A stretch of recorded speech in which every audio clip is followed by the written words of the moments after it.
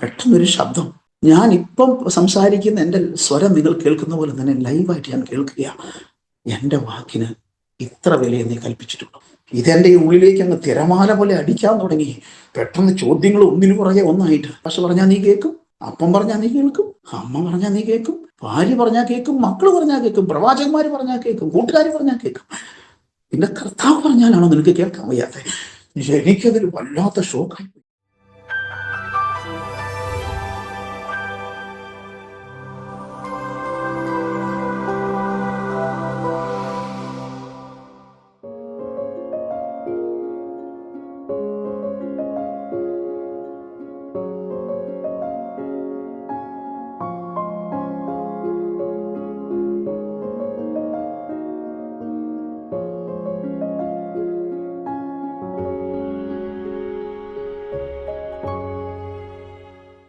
Aroma ടിവിയുടെ എല്ലാ മാന്യ ശ്രോതാക്കൾക്കും വേഗം വരുന്ന കർത്താവായ യേശു ക്രിസ്തുവിന്റെ തിരുനാമത്തിലെ വന്ദനത്തെയും സ്വാഗതത്തെയും അറിയിക്കുന്നു. അനുഗ്രഹീതവും മനോഹരമായ നല്ല നിമിഷങ്ങൾക്കായി, നല്ല ദിവസത്തിനായി ഞാൻ കർത്താവിന് സ്തോത്രം ചെയ്യുന്നു.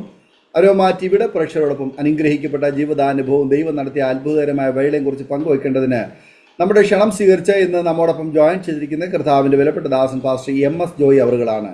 തൻ്റെ ജീവിതത്തിൽ ദൈവം ചെയ്ത ഉപകാരങ്ങൾ, നടത്തിയ വിധങ്ങൾ, അത്ഭുതകരമായ വഴികൾ ദൈവനാമ മഹത്വത്തിന് വേണ്ടി നമ്മോടൊപ്പം പങ്കുവയ്ക്കുന്നു. ആകയാൽ ശ്രദ്ധയോടെ സ്കിപ്പ് ചെയ്യാതെ അവസാനം വരെ ഈ വീഡിയോ നമുക്ക് കാണുകയും കേൾക്കുകയും ചെയ്യാം. കർത്താവിൻ്റെ ദാസൻ പാസ്റ്റർ MS ജോയി അവറുകളെ തികഞ്ഞ സ്നേഹത്തോടും ആദരവോടും കൂടി അരോമ ടിവിയുടെ പ്രേക്ഷകരോടൊപ്പം സമയം ചെലവഴിക്കുന്നതിനായിട്ട് ഞങ്ങൾ സ്വാഗതം ചെയ്തുകൊള്ളുന്നു.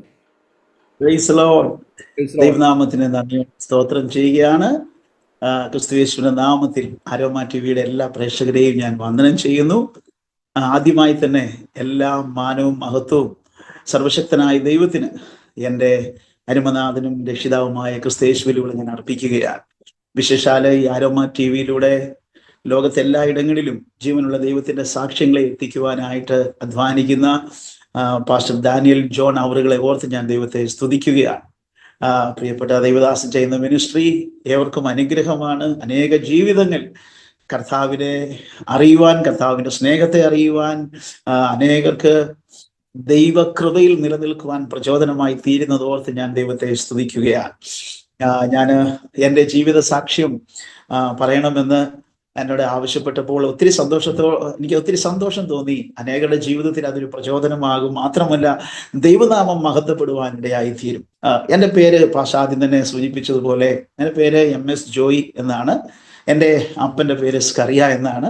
എൻ്റെ അമ്മ ലീലാമ്മ, അപ്പനും അമ്മയും രണ്ടുപേരും മരിച്ചുപോയി.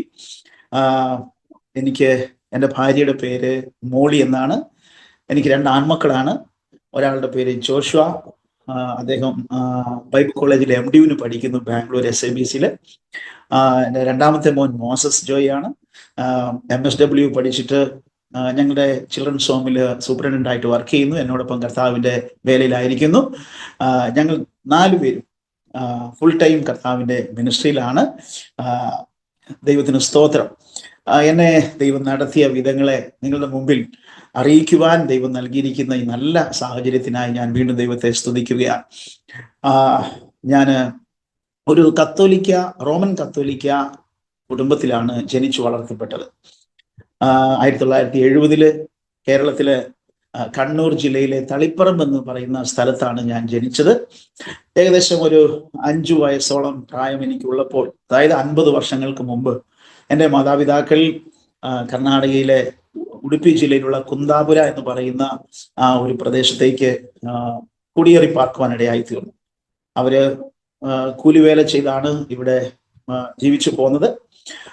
ഒരു പാവപ്പെട്ട കുടുംബത്തിൽ, കൂലിവേലക്കാരുടെ കുടുംബത്തിലാണ് ഞാൻ ജനിച്ചു വളർത്തപ്പെട്ടതെന്ന് പറയുന്നതിൽ എനിക്ക് അല്പം പോലും ലജ്ജയില്ല, അഭിമാനമാണ്.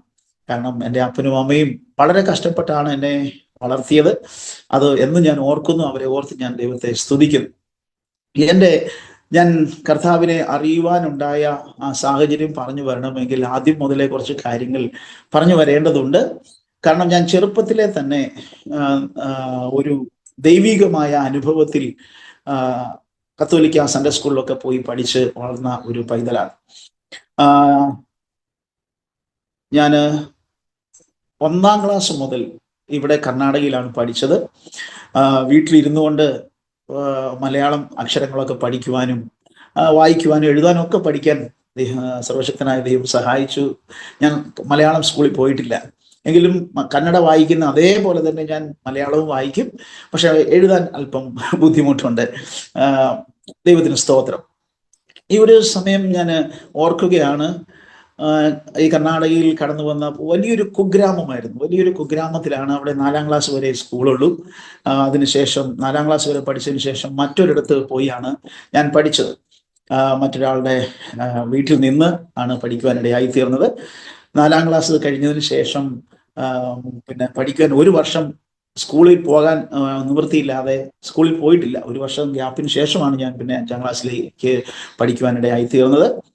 ഏകദേശം ഞാൻ 4ാം ക്ലാസ് കഴിഞ്ഞ് ആ 1 വർഷത്തെ ഗ്യാപ്പ് ഉള്ള ആ സമയത്ത്, 5ാം ക്ലാസ്സിൽ പോകാതെ 1 വർഷം എനിക്ക് ഗ്യാപ്പ് കിട്ടിയ ആ സമയത്ത് എൻ്റെ ജീവിതത്തിൽ വലിയ ഒരു സംഭവം ഉണ്ടാകുവാനിടയായി തീർന്നു. ഞങ്ങളുടെ ആ ഗ്രാമത്തില് ഒരിക്കൽ ബൈബിൾ സൊസൈറ്റിയിൽ നിന്നും ആണെന്ന് തോന്നുന്നു അയക്കപ്പെട്ടതായ ഒരു ടീം, ഒരു ഫിലിം മിനിസ്ട്രിയുടെ ടീം ഞങ്ങളുടെ ആ ഗ്രാമത്തിൽ വരുവാനിടയായി. അവിടെ കടന്നു വന്ന് അവര് ഫിലിം ഷോ നടത്തി, ജീസസ് ഫിലിം കാണിച്ചു. അതിനുശേഷം അവര് എല്ലാവർക്കും ലഘുലേഖകളൊക്കെ വിതരണം ചെയ്തു. അന്ന് എല്ലാവരും, ആ ഗ്രാമവാസികളായ കന്നഡക്കാര്, മലയാളികള്, ഹിന്ദുക്കള്, മുസ്ലിംസ് എല്ലാവരും ആ ഒരു ജീസസ് ഫിലിം കാണാൻ കടന്നു വന്നിരുന്നു. അവിടെ എല്ലാവരും യാതൊരു ജാതി മത വ്യത്യാസമില്ലാതെ ഒരുമിച്ച് ഏകോദര സഹോദരങ്ങളെ പോലെ കഴിഞ്ഞുകൊണ്ടിരുന്ന ഒരു ഗ്രാമമാണ്. ആ ഗ്രാമത്തിൽ അന്ന് ആ TV പ്രോഗ്രാം എല്ലാം കണ്ടതിന് ശേഷം ഈ ലഘുലേഖ എല്ലാവർക്കും വിതരണം ചെയ്തപ്പോൾ എൻ്റെ കയ്യിൽ കിട്ടിയത് രാജുവിന ഹൃദയ എന്ന് പറയുന്ന ഒരു ചെറിയ പുസ്തകമാണ്. തമ്പിയുടെ ഹൃദയം എന്ന് പറഞ്ഞ് മലയാളത്തിൽ അത് സെയിം സംഭവമുണ്ട്. അപ്പോൾ ഞാനത് വായിച്ചു. എനിക്ക് ഒത്തിരി ഇഷ്ടം തോന്നി. ഏകദേശം ഒരു 11 വയസ്സ് പ്രായമുണ്ട്, 11-12 വയസ്സ് പ്രായം കാണും ആ സമയം. അന്ന് അതെല്ലാം വായിച്ച് അവസാന ഭാഗത്ത് നീ കർത്താവിനെ രക്ഷിതാവായി സ്വീകരിക്കുന്നുവെങ്കിൽ അതിനുള്ള മറുപടി പിന്നെ എഴുതിയിട്ട് ഇതിൽ ഈ അഡ്രസ്സിൽ അയച്ചു കൊടുക്കുക എന്നൊരു പേജ് ഉണ്ടായിരുന്നു. ഞാനത് അയച്ചു കൊടുത്തു കഴിഞ്ഞപ്പോൾ വീണ്ടും അവരെനിക്ക് പല പുസ്തകങ്ങളൊക്കെ അയച്ചു വന്നു. വാസ്തവത്തിൽ അതിനകത്ത് എങ്ങനെയാണ് ഒരാളൊരു വിശുദ്ധനായി ജീവിക്കേണ്ടത്, ദൈവ പൈതലായി ദൈവത്തിന് ഇഷ്ടമുള്ളതായി ജീവിക്കേണ്ടത് എങ്ങനെയെന്ന് അതിന് ആ പുസ്തകങ്ങളിൽ ഉണ്ടായിരുന്നു. അങ്ങനെ ആ പുസ്തകങ്ങൾ എൻ്റെ ജീവിതത്തിൽ എത്രത്തോളം മാറ്റം വരുത്തിയെന്ന് ചോദിച്ചാൽ, എൻ്റെ ജീവിതത്തിൽ ഒരു വിശുദ്ധനായി ജീവിക്കണം എന്നുള്ള അതിയായ മോഹം ഉണ്ടാകും.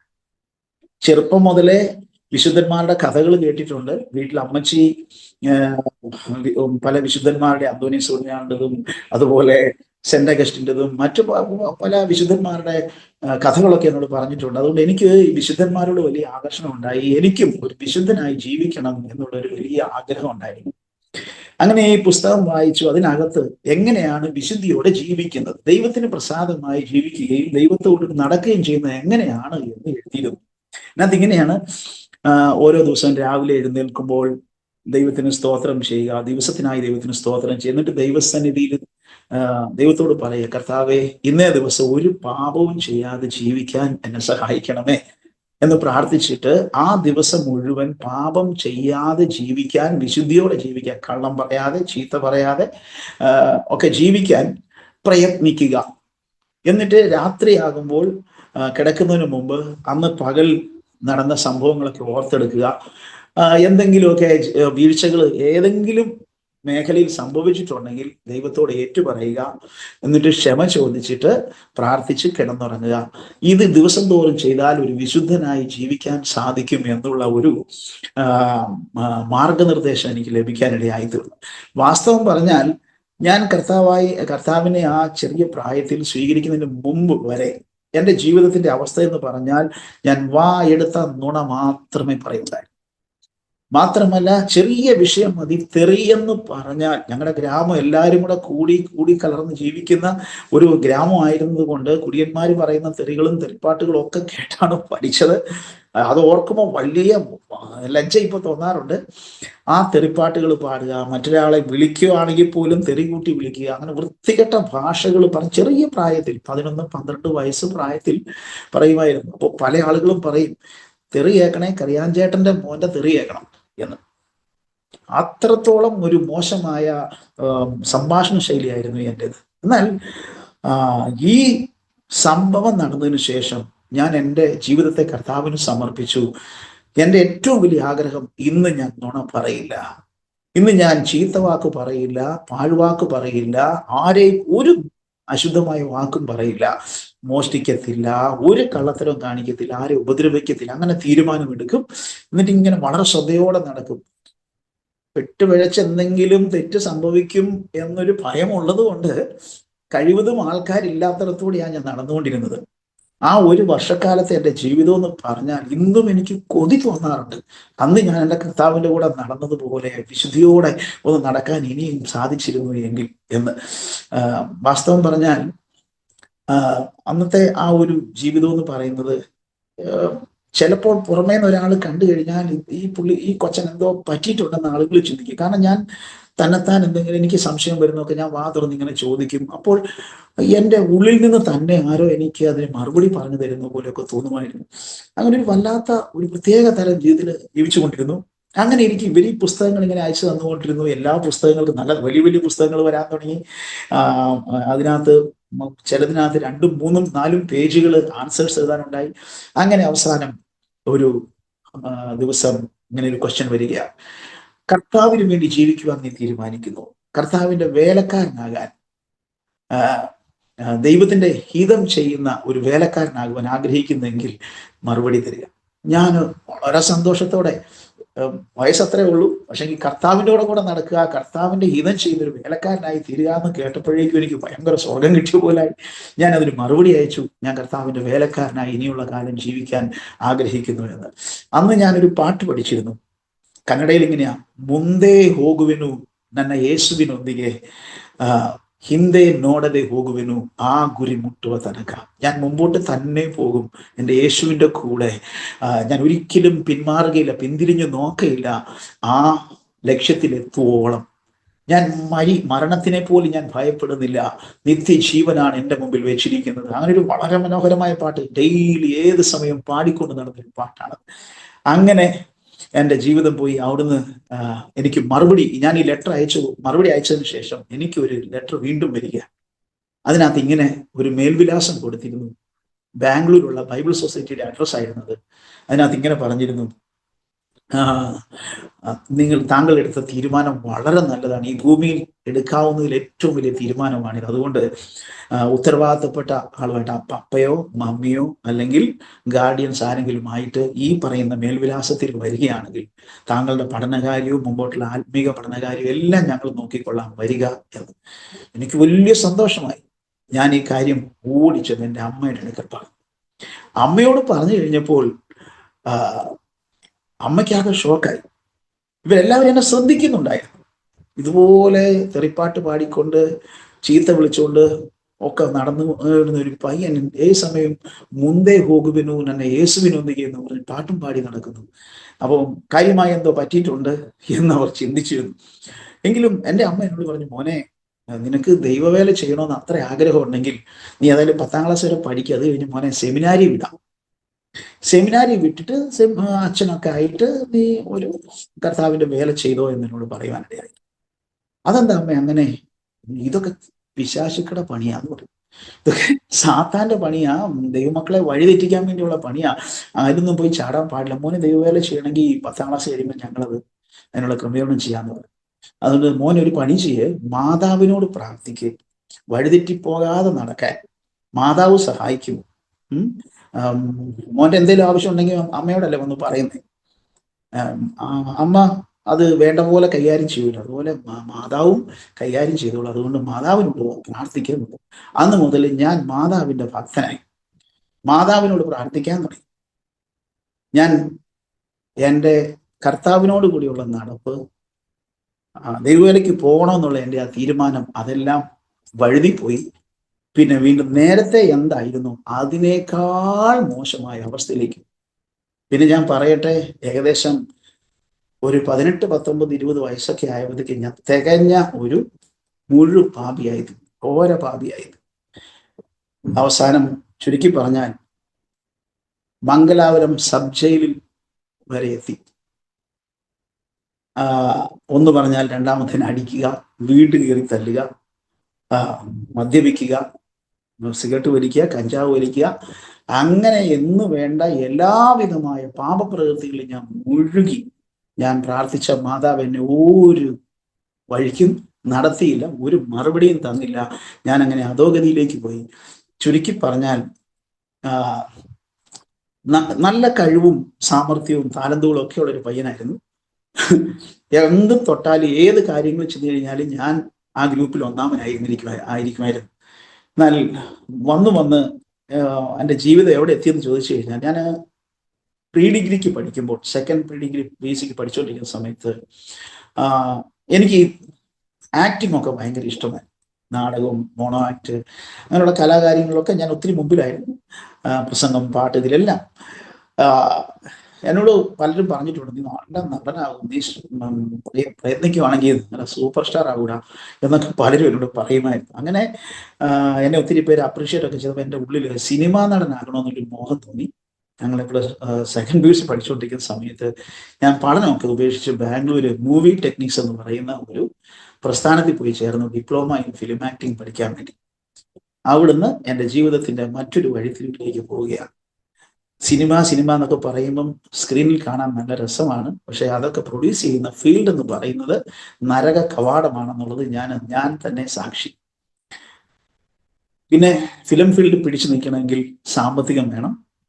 വീട്ടിൽ നിന്ന് കുറേയൊക്കെ ഞാൻ അവരുടെ ബ്രെയിൻ വാഷ് ചെയ്ത് കുറേയൊക്കെ കാശ് പല വഴിയിൽ ഒപ്പിച്ചു, കടവും മേടിച്ചു.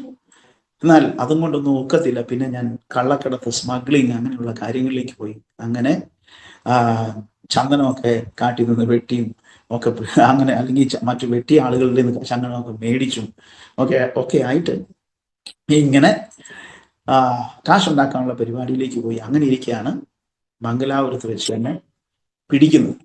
അങ്ങനെ പോലീസ് പിടിച്ചു, ഞാൻ ജയിലിലായി.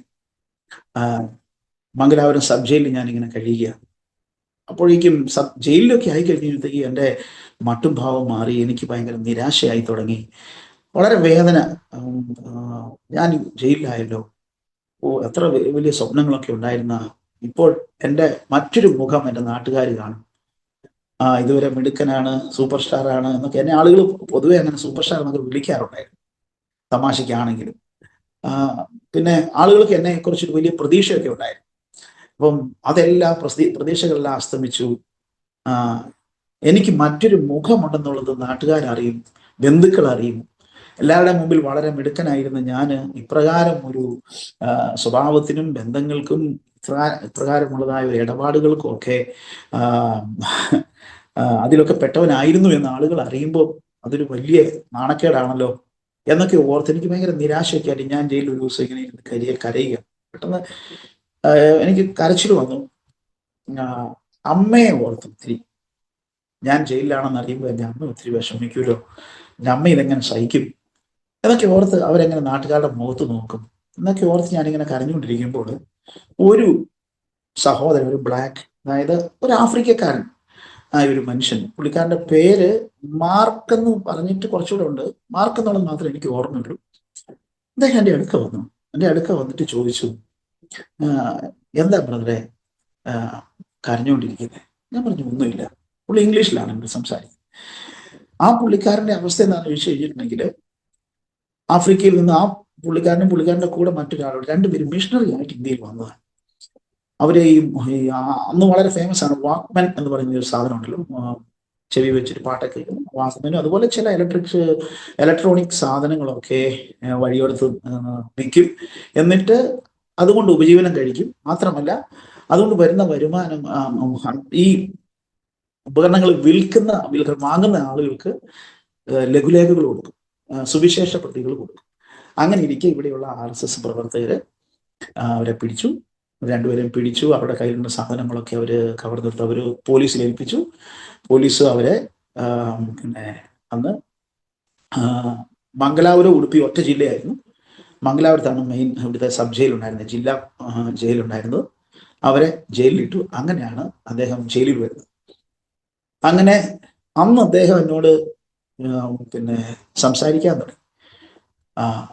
നീ കരയേണ്ട ആവശ്യമില്ല, ജയിലിലാന്ന് ഓർത്തോണ്ടാ കരയുന്നതല്ലേ, വീട്ടിലുള്ളവരെ ഓർത്തുകൊണ്ടാണോ കരയുന്നത്? കരയണ്ട, കർത്താവ് കൂടെയുണ്ട്. ദാവീദ് പറയുന്നു 23-ാം സങ്കീർത്തനത്തില്, ഞാൻ കൂരിരുൾ താഴിലൂടെ നടന്നാലും ഒരനർത്ഥവും ഭയപ്പെടുകയില്ല, നീ എന്നോട് കൂടി ഇരിക്കുന്നുവല്ലോ എന്ന് ദാവീദ് പറയുന്നില്ലേ? ദാവീദ് വെറുതെ പറഞ്ഞതല്ല, വാസ്തവമായിട്ട് നമ്മൾ ഏത് സാഹചര്യങ്ങളിലൂടെ കടന്നുപോയാലും കർത്താവ് നമ്മുടെ കൂടെ ഉണ്ടാകും. നമ്മൾ പലപ്പോഴും നമ്മൾ അറിയാറില്ല. നമ്മുടെ പാപനിമിത്തമാകാം, നമ്മുടെ അനുസരണക്കേടോ അല്ലെങ്കിൽ അശ്രദ്ധയോ നിമിത്തമാകാം കർത്താവ് നമ്മുടെ കൂടെയുള്ളത്, അല്ലെങ്കിൽ നമ്മുടെ അറിവില്ലായ്മ കൊണ്ടായിരിക്കാം കർത്താവ് നമ്മുടെ കൂടെയുള്ളത് നമ്മൾ അറിയാതെ പോകുന്നത്. കർത്താവ് ഒരിക്കലും നമ്മളെ കൈവിടുകയില്ല. ഒരുപക്ഷെ പെറ്റമ്മ നിന്നെ മറന്നേക്കാം, പെറ്റമ്മ മറന്നാലും ഞാൻ നിന്നെ മറക്കയില്ല എന്ന കർത്താവ് പറഞ്ഞു എന്നൊക്കെ എന്നോട് പറഞ്ഞു. അദ്ദേഹം പറയാൻ ധൈര്യപ്പെട്ട ഒരു ആശ്വാസം തോന്നി. കാരണം ഞാൻ അമ്മയെ ഓർത്തുകൊണ്ടാണ് നേരെ കരയുന്നതും. എന്നിട്ട് എന്നെ തോളെ പിടിച്ച് പുള്ളിക്കാരൻ പ്രാർത്ഥിച്ചു, തലയെ കൈവച്ചു, അവസാനം എന്തോ ഒക്കെ പറഞ്ഞു. അന്യഭാഷയാന്നുള്ളത് ഇപ്പോഴാണ് ഞാൻ ഓർക്കുന്നത്. പ്രാർത്ഥിച്ചു. എനിക്ക് വലിയ സമാധാനം തോന്നി. ഈ വചനമൊക്കെ ഞാൻ നേരത്തെ ധ്യാനം കൂടുമ്പോഴും സൺഡേ സ്കൂളിലും ഒക്കെ കേട്ടിട്ടുള്ളതാണ്, ബൈബിൾ വായിച്ചിട്ടുള്ളതാണ്. വാസ്തവം പറഞ്ഞാൽ ഞാൻ 12-ാം ക്ലാസ് വരെ എത്തുന്ന സമയം കൊണ്ട് സൺഡേ സ്കൂളിലും 12-ാം ക്ലാസ് വരെ എത്തി. ഒരു കാര്യം എടുത്തു പറയാതിരിക്കാൻ പറ്റത്തില്ല, നമ്മൾ പെന്തക്കോസ്തുകാരുടെ സൺഡേ സ്കൂളേക്കാളും ഫാർ ബെറ്റർ ആണ് കത്തോലിക്കരുടെ സൺഡേ സ്കൂൾ. ഇന്നും എനിക്ക് ഒത്തിരി വചനം പഠിക്കാൻ നേരത്ത് ഒരുപാട് കാര്യങ്ങൾ, സ്പിരിച്വൽ ആയിട്ടുള്ള കാര്യം ഒഴികെ ബാക്കി എല്ലാ കാര്യങ്ങളും വചനത്തിൽ നിന്ന് അതിൻ്റെ പഠിക്കാൻ എനിക്ക് ഏറ്റവും എളുപ്പമാകുന്നത് ആ കാലഘട്ടത്തിൽ ഞാൻ ചെറുപ്പത്തിൽ സൺഡേ സ്കൂളിൽ പഠിച്ചത്. അത്ര സിസ്റ്റമാറ്റിക് ആയിട്ടാണ് അവിടെ സൺഡേ സ്കൂളിൽ പഠിക്കുന്നത്. അവിടെ പഠിച്ച ഓരോ പുസ്തകങ്ങളും പാഠങ്ങളും ഒക്കെ എനിക്ക് ഇപ്പോഴും ഓർമ്മയുണ്ട്.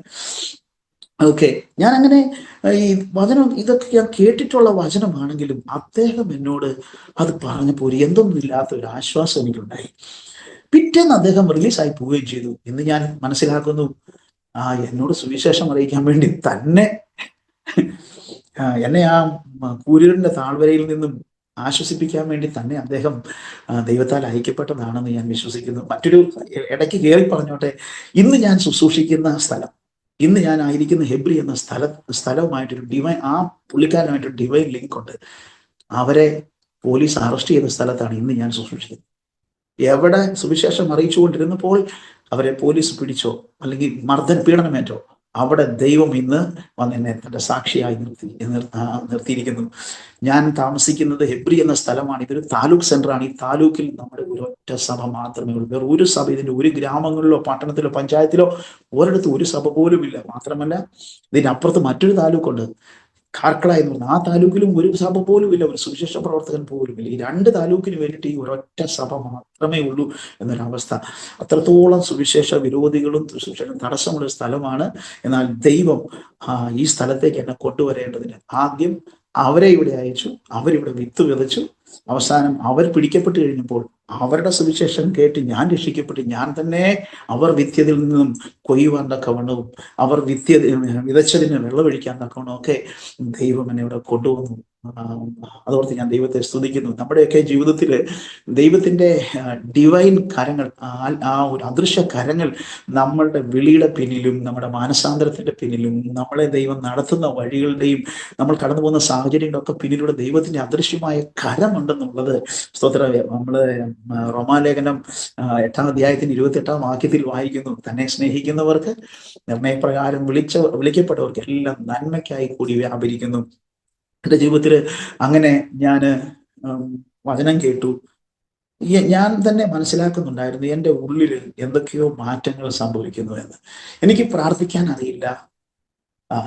ധ്യാനത്തിലൊക്കെ നമ്മളെ ഇങ്ങനെ പ്രാർത്ഥിക്കാൻ പഠിപ്പിക്കും, യേശുവേ നന്ദി, യേശുവേ സ്തോത്രം, യേശുവേ നന്ദി, യേശുവേ സ്തോത്രം, യേശുവേ സ്തുതി, ഇത്രയും പറയാൻ പഠിപ്പിക്കുമായിരുന്നു. അത് പറഞ്ഞ ശീലമുണ്ടെന്നല്ലാതെ, അല്ലെങ്കിൽ സ്വർഗസ്നായങ്ങളുടെ പിതാവ് എന്നുള്ള പ്രാർത്ഥന, അതല്ലാതെ ഹൃദയം തുറന്ന് അപ്പനോട് നേരിട്ടൊരു പൈതൽ സംസാരിക്കുന്ന പോലെ ഉള്ള സംഭാഷണമാണ് പ്രാർത്ഥന എന്നുള്ളതൊന്നും നമ്മളെ ആരും പഠിപ്പിച്ചിട്ടില്ല, എനിക്കൊട്ട് അറിയത്തുമില്ല. എങ്കിലും എൻ്റെ ഉള്ളിൽ എന്തൊക്കെയോ മാറ്റങ്ങൾ സംഭവിച്ചിരുന്നു. 45 ദിവസങ്ങൾക്ക് ശേഷം ഞാൻ ജാമ്യത്തിൽ ജയിലിൽ നിന്ന് പുറത്തു വന്നു കഴിഞ്ഞാണ് സംഭവം. ശരിക്കും ഞാൻ കൂരിരുൾ താഴ്വരയിലേക്ക് തന്നെ അങ്ങോട്ട് ലിറ്ററലായിട്ട് ഇറങ്ങുകയായി എന്ന് പറഞ്ഞാൽ, ഞാൻ എന്ത് ഭയപ്പെട്ടോ അത് തന്നെ സംഭവിച്ചു. ഞാൻ വരുമ്പം വന്നപ്പോൾ അപ്പനും അമ്മയ്ക്കും സഹോദരങ്ങൾക്കും ഒക്കെ വലിയ കുഴപ്പമില്ലായിരുന്നു. എന്നാൽ കുറച്ച് 1-2 ദിവസം കഴിഞ്ഞപ്പോൾ എനിക്ക് മനസ്സിലായി ഞാൻ അവർക്കൊരു വലിയ ഭാരമാണ്. എന്നെ ചൊല്ലി ആര് അഭിമാനിച്ചിരുന്നോ അവർക്കെല്ലാം ഞാനൊരു അപമാനമായി. എൻ്റെ കൂടെ നടക്കാൻ കൂട്ടുകാരില്ല. വീട്ടിലും ഒരു പട്ടിയുടെ വില പോലും ഇല്ലാത്ത അവസ്ഥകൾ, ഇടയ്ക്കിടയ്ക്ക് കുത്തുവാക്കുകൾ. ഞാൻ അങ്ങോട്ട് ഐസൊലേറ്റഡ് ആയി. വാസ്തവം പറഞ്ഞാൽ പതുക്കെ പതുക്കെ വീണ്ടും പുകവലിയും മദ്യപാനവും ഒക്കെ തുടങ്ങി. അത്യാവശ്യം കഞ്ചാവ് കിട്ടിയാൽ കഞ്ചാവും വലിക്കും. അങ്ങനെയൊക്കെയായി ഒരു വല്ലാത്ത അവസ്ഥയിലേക്ക് ഞാനങ്ങ് പോകാനിടയായത്. ഞാൻ ടൗണിൽ പോയാൽ അതുവരെ എൻ്റെ തോളെ കൈയിട്ട് നടന്ന ആളുകളൊക്കെ എന്നെ കണ്ടു കഴിഞ്ഞാൽ കഴിവതും വഴി മാറുക, അല്ലെങ്കിൽ ഒരു വിചിത്ര ജീവിയെ നോക്കുന്ന പോലെ നോക്കുക. ഞങ്ങളുടെ കത്തോലിക്ക പള്ളിയുള്ള സ്ഥലത്തിന്റെ പേര് ഉദയനഗർ എന്നായിരുന്നു. വളച്ച നീളമുള്ള റോഡാണ്, സ്ട്രെയിറ്റ് ആയിട്ട് ഇടത്തും വലത്തുമായിട്ട് കുറച്ച് കടകളും, ഒരു സൈഡിൽ കൂടുതൽ കടകൾ. ഞാൻ അതിലെ നടന്നു പോകുമ്പോൾ എനിക്ക് പലപ്പോഴും തോന്നിയിട്ടുണ്ട്, ഞാൻ വസ്ത്രമില്ലാതാണോ ഇതിലെ നടന്നു പോകുന്നത്, ഈ ജനം എന്നെ ഇതുപോലെ നോക്കാൻ. അങ്ങനെ ഒരു അവസ്ഥയിലൂടെ അത് എന്നെ കുറച്ചു കഠിന മനുഷ്യനാക്കി തീർക്കുവാനിടയായി തീർന്നു. ഇതിൻ്റെ ഇടയ്ക്ക് പല കഥകളും നാട്ടിൽ പരന്നു. എനിക്ക് എൻ്റെ ഈ ചന്ദനം കള്ളക്കടത്തിൽ എൻ്റെ കൂടെ ഒരു പാർട്ട്ണർ ഉണ്ടായിരുന്നു. ആ പാർട്ട്ണറെ കുറിച്ചും ആ പാർട്ട്ണറും കുറിച്ച് ആളുകൾ പലരും പറഞ്ഞു, ഞാൻ ഒറ്റിക്കൊടുത്തിട്ടാണ്, അദ്ദേഹം ചതിച്ചിട്ടാണ് എന്നെ പോലീസ് പിടിച്ചതെന്നും ഞാൻ സ്റ്റോക്ക് ചെയ്തിരുന്ന മാലൊക്കെ അദ്ദേഹം എടുത്ത് വിറ്റ് കാശാക്കിയെന്നും ഒക്കെ ആളുകൾ പറഞ്ഞു. അപ്പൊ ഞാനും ഒരു പക്ഷെ അത് ആകാൻ സാധ്യതയുണ്ടെന്നൊക്കെ ഞാൻ വിശ്വസിക്കുകയും ചെയ്തു. പിന്നെ അങ്ങനെ കൊല്ലണം എന്നൊക്കെ ഒരു ചിന്ത എൻ്റെ ഉള്ളിലുണ്ടായി. മാത്രമല്ല, അദ്ദേഹത്തിന്റെ മോളെ കുറിച്ചും അദ്ദേഹത്തിന്റെ ഭാര്യയെ കുറിച്ചും ഒക്കെ ആയിട്ട് എന്നെ ചൊല്ലി ഒരുപാട് കഥകളൊക്കെ നാട്ടിൽ പരക്കാൻ തുടങ്ങി. വാസ്തവത്തിൽ അതിനകത്ത് യാതൊരു ദൈവം സാക്ഷിയായിട്ട് അതിലൊന്നും യാതൊരു കഴമ്പുമുള്ള കാര്യമല്ല. ചെറുപ്രായക്കാരായി കഴിയുമ്പം പ്രായപൂർത്തിയായ ഒരു പെൺകുട്ടിയെ കാണുമ്പോൾ മനസ്സിൽ ചിലപ്പോൾ ആഗ്രഹം തോന്നിയേക്കാം. അതുപോലെ നാച്ചുറൽ ആയിട്ട് ആ പെൺകുട്ടിയെ കെട്ടിച്ചു തന്നാൽ കല്യാണം കഴിക്കാം എന്നുള്ള ഒരു ചിന്തകളൊക്കെ മനസ്സിൽ കൂടെ വന്നിട്ടുണ്ടെന്നല്ലാതെ അതിനപ്പുറമായിട്ടൊരു ചിന്തയോ ഒരു ബന്ധമൊന്നും എനിക്കില്ലായിരുന്നു. പക്ഷെ ഈ ആളുകൾ പറഞ്ഞു പരത്തിയതെന്ന് പറഞ്ഞാൽ അയ്യോ, എന്തെല്ലാം ന്യൂസുകളാണ്. ഇവനെ പോലീസുകാർ ഇടിച്ച് ഇഞ്ചപ്പതയാക്കി, ഇവനിനി കല്യാണം കഴിച്ചാൽ പിള്ളേരുണ്ടാവത്തില്ല, പിന്നെ അങ്ങനാണ് ഇങ്ങനാണ്, ഒരുപാട് കാര്യങ്ങൾ നാട്ടിലൂടെ പരക്കാൻ തുടങ്ങി. എന്നെ കാണുമ്പോൾ ആൾക്കാർ ആദ്യം അഭിമാനത്തോടെ സൂപ്പർ സ്റ്റാർ എന്ന് വിളിച്ചവർ ഇപ്പം കളിയാക്കാൻ വേണ്ടി സൂപ്പർ സ്റ്റാർ എന്ന് വിളിക്കാൻ തുടങ്ങി. അങ്ങനെയൊക്കെ ഞാൻ പിന്നെ വളരെ നിരാശയിലും ഒക്കെ ആയിരിക്കുന്ന സമയത്ത് വീട്ടില് ഒരു സംഭവം നടന്നു. എൻ്റെ അനുജനുമായിട്ടൊരു ചെറിയ വാക്കേറ്റം ഉണ്ടായി കഴിഞ്ഞപ്പോൾ പെട്ടെന്ന് എൻ്റെ അമ്മ പറഞ്ഞു, അധികം ചാടണ്ട, ജയിലിൽ കിടന്ന് കിട്ടിയത് ഓർമ്മയുണ്ടോ എന്ന് ചോദിക്കാൻ മറ്റൊരു കാരണം കൂടെ ഉണ്ട്. ഞാൻ ജയിലിൽ പോകുന്നതിന് മുമ്പ് ഒരു ചെറിയ വിഷയത്തെ ചൊല്ലി ഞങ്ങൾ വഴക്കുണ്ട്. ഞാൻ പറഞ്ഞല്ലോ, ഞാൻ ഇച്ചിരി വഴക്കാളിയായിരുന്നു. ഒന്ന് പറഞ്ഞ് രണ്ടാമത്തേന് അടിക്കുന്നതായ ഒരു സ്വഭാവം പെട്ടെന്ന് ക്ഷിപ്രകോപിയായിരുന്നു. അങ്ങനെ എനിക്കൊരു കൈമോശം വന്നു. ഞാൻ ദേഷ്യം സഹിക്ക വയ്യാതെ ഞാൻ എൻ്റെ സഹോദരനെ അടിച്ചപ്പോൾ കൈ കിട്ടിയത് കോടാലിയുടെ കൈയാണ്. കോടാലി കൈക്ക് അടിച്ചത്. ഒറ്റയടിക്ക് പുള്ളിക്കാരൻ താഴെ പോയി, ബോധരഹിതനായി. ഇവര് ആശുപത്രിയിൽ എടുത്തുകൊണ്ട് പോയി. എനിക്ക് ഭയങ്കര വിഷമമായി. ഞാൻ അങ്ങനെ ക്ഷിപ്രകോപം കൊണ്ട് ചെയ്തല്ലോ, മരിച്ചു പോകുമെന്നുള്ള ഭയമൊക്കെ എനിക്കുണ്ടായിരുന്നു. പക്ഷെ ഈ ദൈവകൃപയാൽ അതൊന്നും സംഭവിച്ചില്ല. പക്ഷെ ഇത് ഇവരുടെ മനസ്സിലുണ്ടായിരുന്നു. ഞാൻ ജയിലിൽ നിന്നൊക്കെ വന്ന് ഇങ്ങനെ ഇരിക്കുന്ന ഈ വീട്ടിലൊരു വാക്കേറ്റം ഉണ്ടായ സന്ദർഭത്തിൽ ഞാൻ ഇച്ചിരി ശ്രദ്ധ ഉയർത്തി സംസാരിച്ചതേ ഉള്ളൂ. അപ്പോൾ അമ്മ ചോദിച്ചു, പണ്ട് അനിയനിട്ട് അടിച്ചതിന്റെ ജയിലിൽ കിടന്ന് കിട്ടിയില്ലേ, മറന്നുപോയോ എന്നൊരു ചോദ്യം. അതെനിക്ക് ഭയങ്കര ചാട്ടുളി പോലെ എൻ്റെ ഉള്ളിലേക്ക് കയറി. ഭയങ്കര വിഷമമായിട്ട് ഞാൻ ഇനി എന്തിനാ ഞാൻ ജീവിക്കുന്നത്, പോയി ചത്ത് കളഞ്ഞേക്കാം. വാസ്തവത്തിൽ ഞാൻ എൻ്റെ കുടുംബത്തിന് വേണ്ടി, എൻ്റെ വീട്ടുകാർക്ക് വേണ്ടി, സഹോദരന്മാർക്ക് വേണ്ടി ഒത്തിരി അധ്വാനിച്ചിട്ടുണ്ട്. ഞാൻ ഈ ഫീൽഡിലേക്ക് ഇറങ്ങിയതും പൈസ ഉണ്ടാക്കണമെന്നൊക്കെ ആഗ്രഹിച്ചതും ഒക്കെ മറ്റൊന്നുമല്ല, എൻ്റെ കുടുംബത്തെ കരകയറ്റണം എന്നുള്ളൊരു ചിന്തയൊക്കെ എൻ്റെ ഉള്ളിൽ ഉണ്ടായിരുന്നു. അതുകൊണ്ടാണ് ഞാൻ ആദ്യമേ പറഞ്ഞല്ലോ, എൻ്റെ അപ്പനും അമ്മയും വളരെ കഷ്ടപ്പെട്ട് കൂലിപ്പണി എടുത്താണ് ഞങ്ങളെ വളർത്തിയത്, പഠിപ്പിച്ചത്. അതൊക്കെ ഓർക്കുമ്പോൾ അവരുടെ ആ കഷ്ടവും ത്യാഗവും ഒക്കെ കണ്ടു കഴിഞ്ഞപ്പോൾ ഞാൻ ചെറിയ പ്രായത്തിൽ തന്നെ അവരുടെ കൂടെ പണിക്ക് പോവുകയും ഒത്തിരി ഹാർഡ് വർക്കൊക്കെ ചെയ്ത് എങ്ങനെയും കരകയറാൻ നോക്കുകയൊക്കെ ചെയ്തിരുന്നു. ഒരു കുറുക്ക് വഴി കിട്ടിയപ്പോൾ അതിനകത്തൂടെ പോയി. ദൈവത്തിന് സ്തോത്രം. അങ്ങനെ ആയിക്കഴിഞ്ഞു കഴിഞ്ഞപ്പോൾ ഞാൻ ആർക്ക് എല്ലാം വേണ്ടി അധ്വാനിച്ചോ, ആർക്കെല്ലാം വേണ്ടി ഞാൻ ജീവിക്കണം എന്ന് ചിന്തിച്ചോ, അവർക്ക് ആർക്കും എന്നെ വേണ്ടല്ലോ, പിന്നെ ഞാൻ ഇവർ ആർക്ക് വേണ്ടിയാണ് ജീവിക്കുന്നത്, അമ്മയുടെ വായിൽ നിന്ന് ആ വാക്ക് കേട്ടതും ഇറങ്ങി ഓടിച്ചെന്ന് ഞാൻ തൊഴുത്തി ചെന്നു. അവിടെ ചെന്ന് ഒരു കയറ് വലിച്ചു. കയറ് വലിച്ചിട്ട് കയറ് കൈ കിട്ടിയില്ല. അതിന്റെ മറ്റേ അറ്റത്ത് അവിടെ കെട്ടുണ്ടായിരുന്നു. അതുകൊണ്ട് ആ കയർ എൻ്റെ കൈ കിട്ടിയില്ല. അത് ഉപേക്ഷിച്ചിട്ടും പോന്നു. പിന്നെ മുടി വീണ്ടും ശക്തമായി. എങ്ങനെയും ഇനി ചത്താ മതി, ആർക്ക് വേണ്ടി ജീവിക്കുന്നു എന്നുള്ള ഒരു ചിന്തയൊക്കെ ഉണ്ടായി. അങ്ങനെ മരിക്കാൻ ഞാൻ ശ്രമിച്ചുകൊണ്ടിരുന്നു. എന്നെ മരണത്തിലേക്ക് വലിച്ചിഴയ്ക്കാൻ വേണ്ടി തന്നെ എൻ്റെ പുറകെ ഒരാൾ കൂടിയതുപോലെ എനിക്കെന്ന് തോന്നുമായിരുന്നു.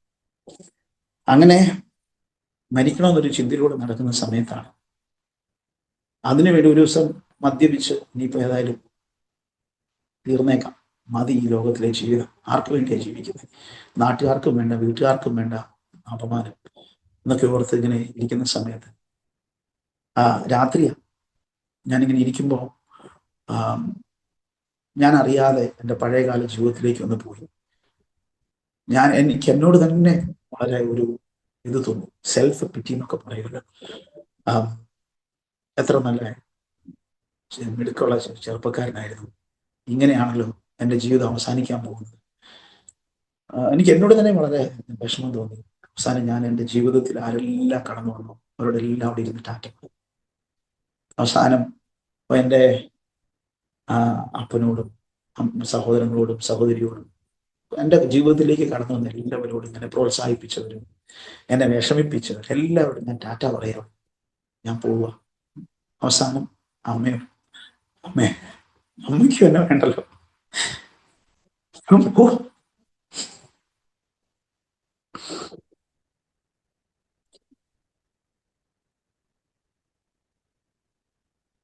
പെട്ടെന്ന്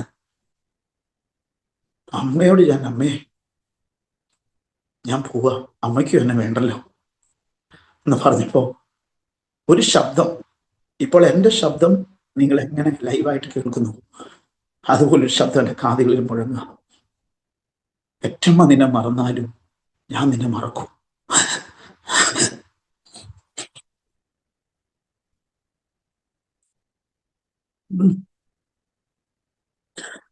പ്രിയമുള്ളവരെ, ആ വാക്ക് എൻ്റെ ഹൃദയത്തിലേക്ക് കയറി അതെൻ്റെ സിരകളിലൂടെ എല്ലാം വ്യാപിച്ചു. ഞാൻ പറയാം, കഞ്ചാവിന് ഇത്രയും പവറില്ല, ബ്രാൻഡിക്ക് ഇത്രയും പവറില്ല, ഒരു മയക്കുമരുന്നിനും ഇത്രയും പവറില്ല. ആ വാക്ക്, പെറ്റമ്മ നിന്നെ മറന്നാലും ഞാൻ നിന്നെ മറക്കുമോ?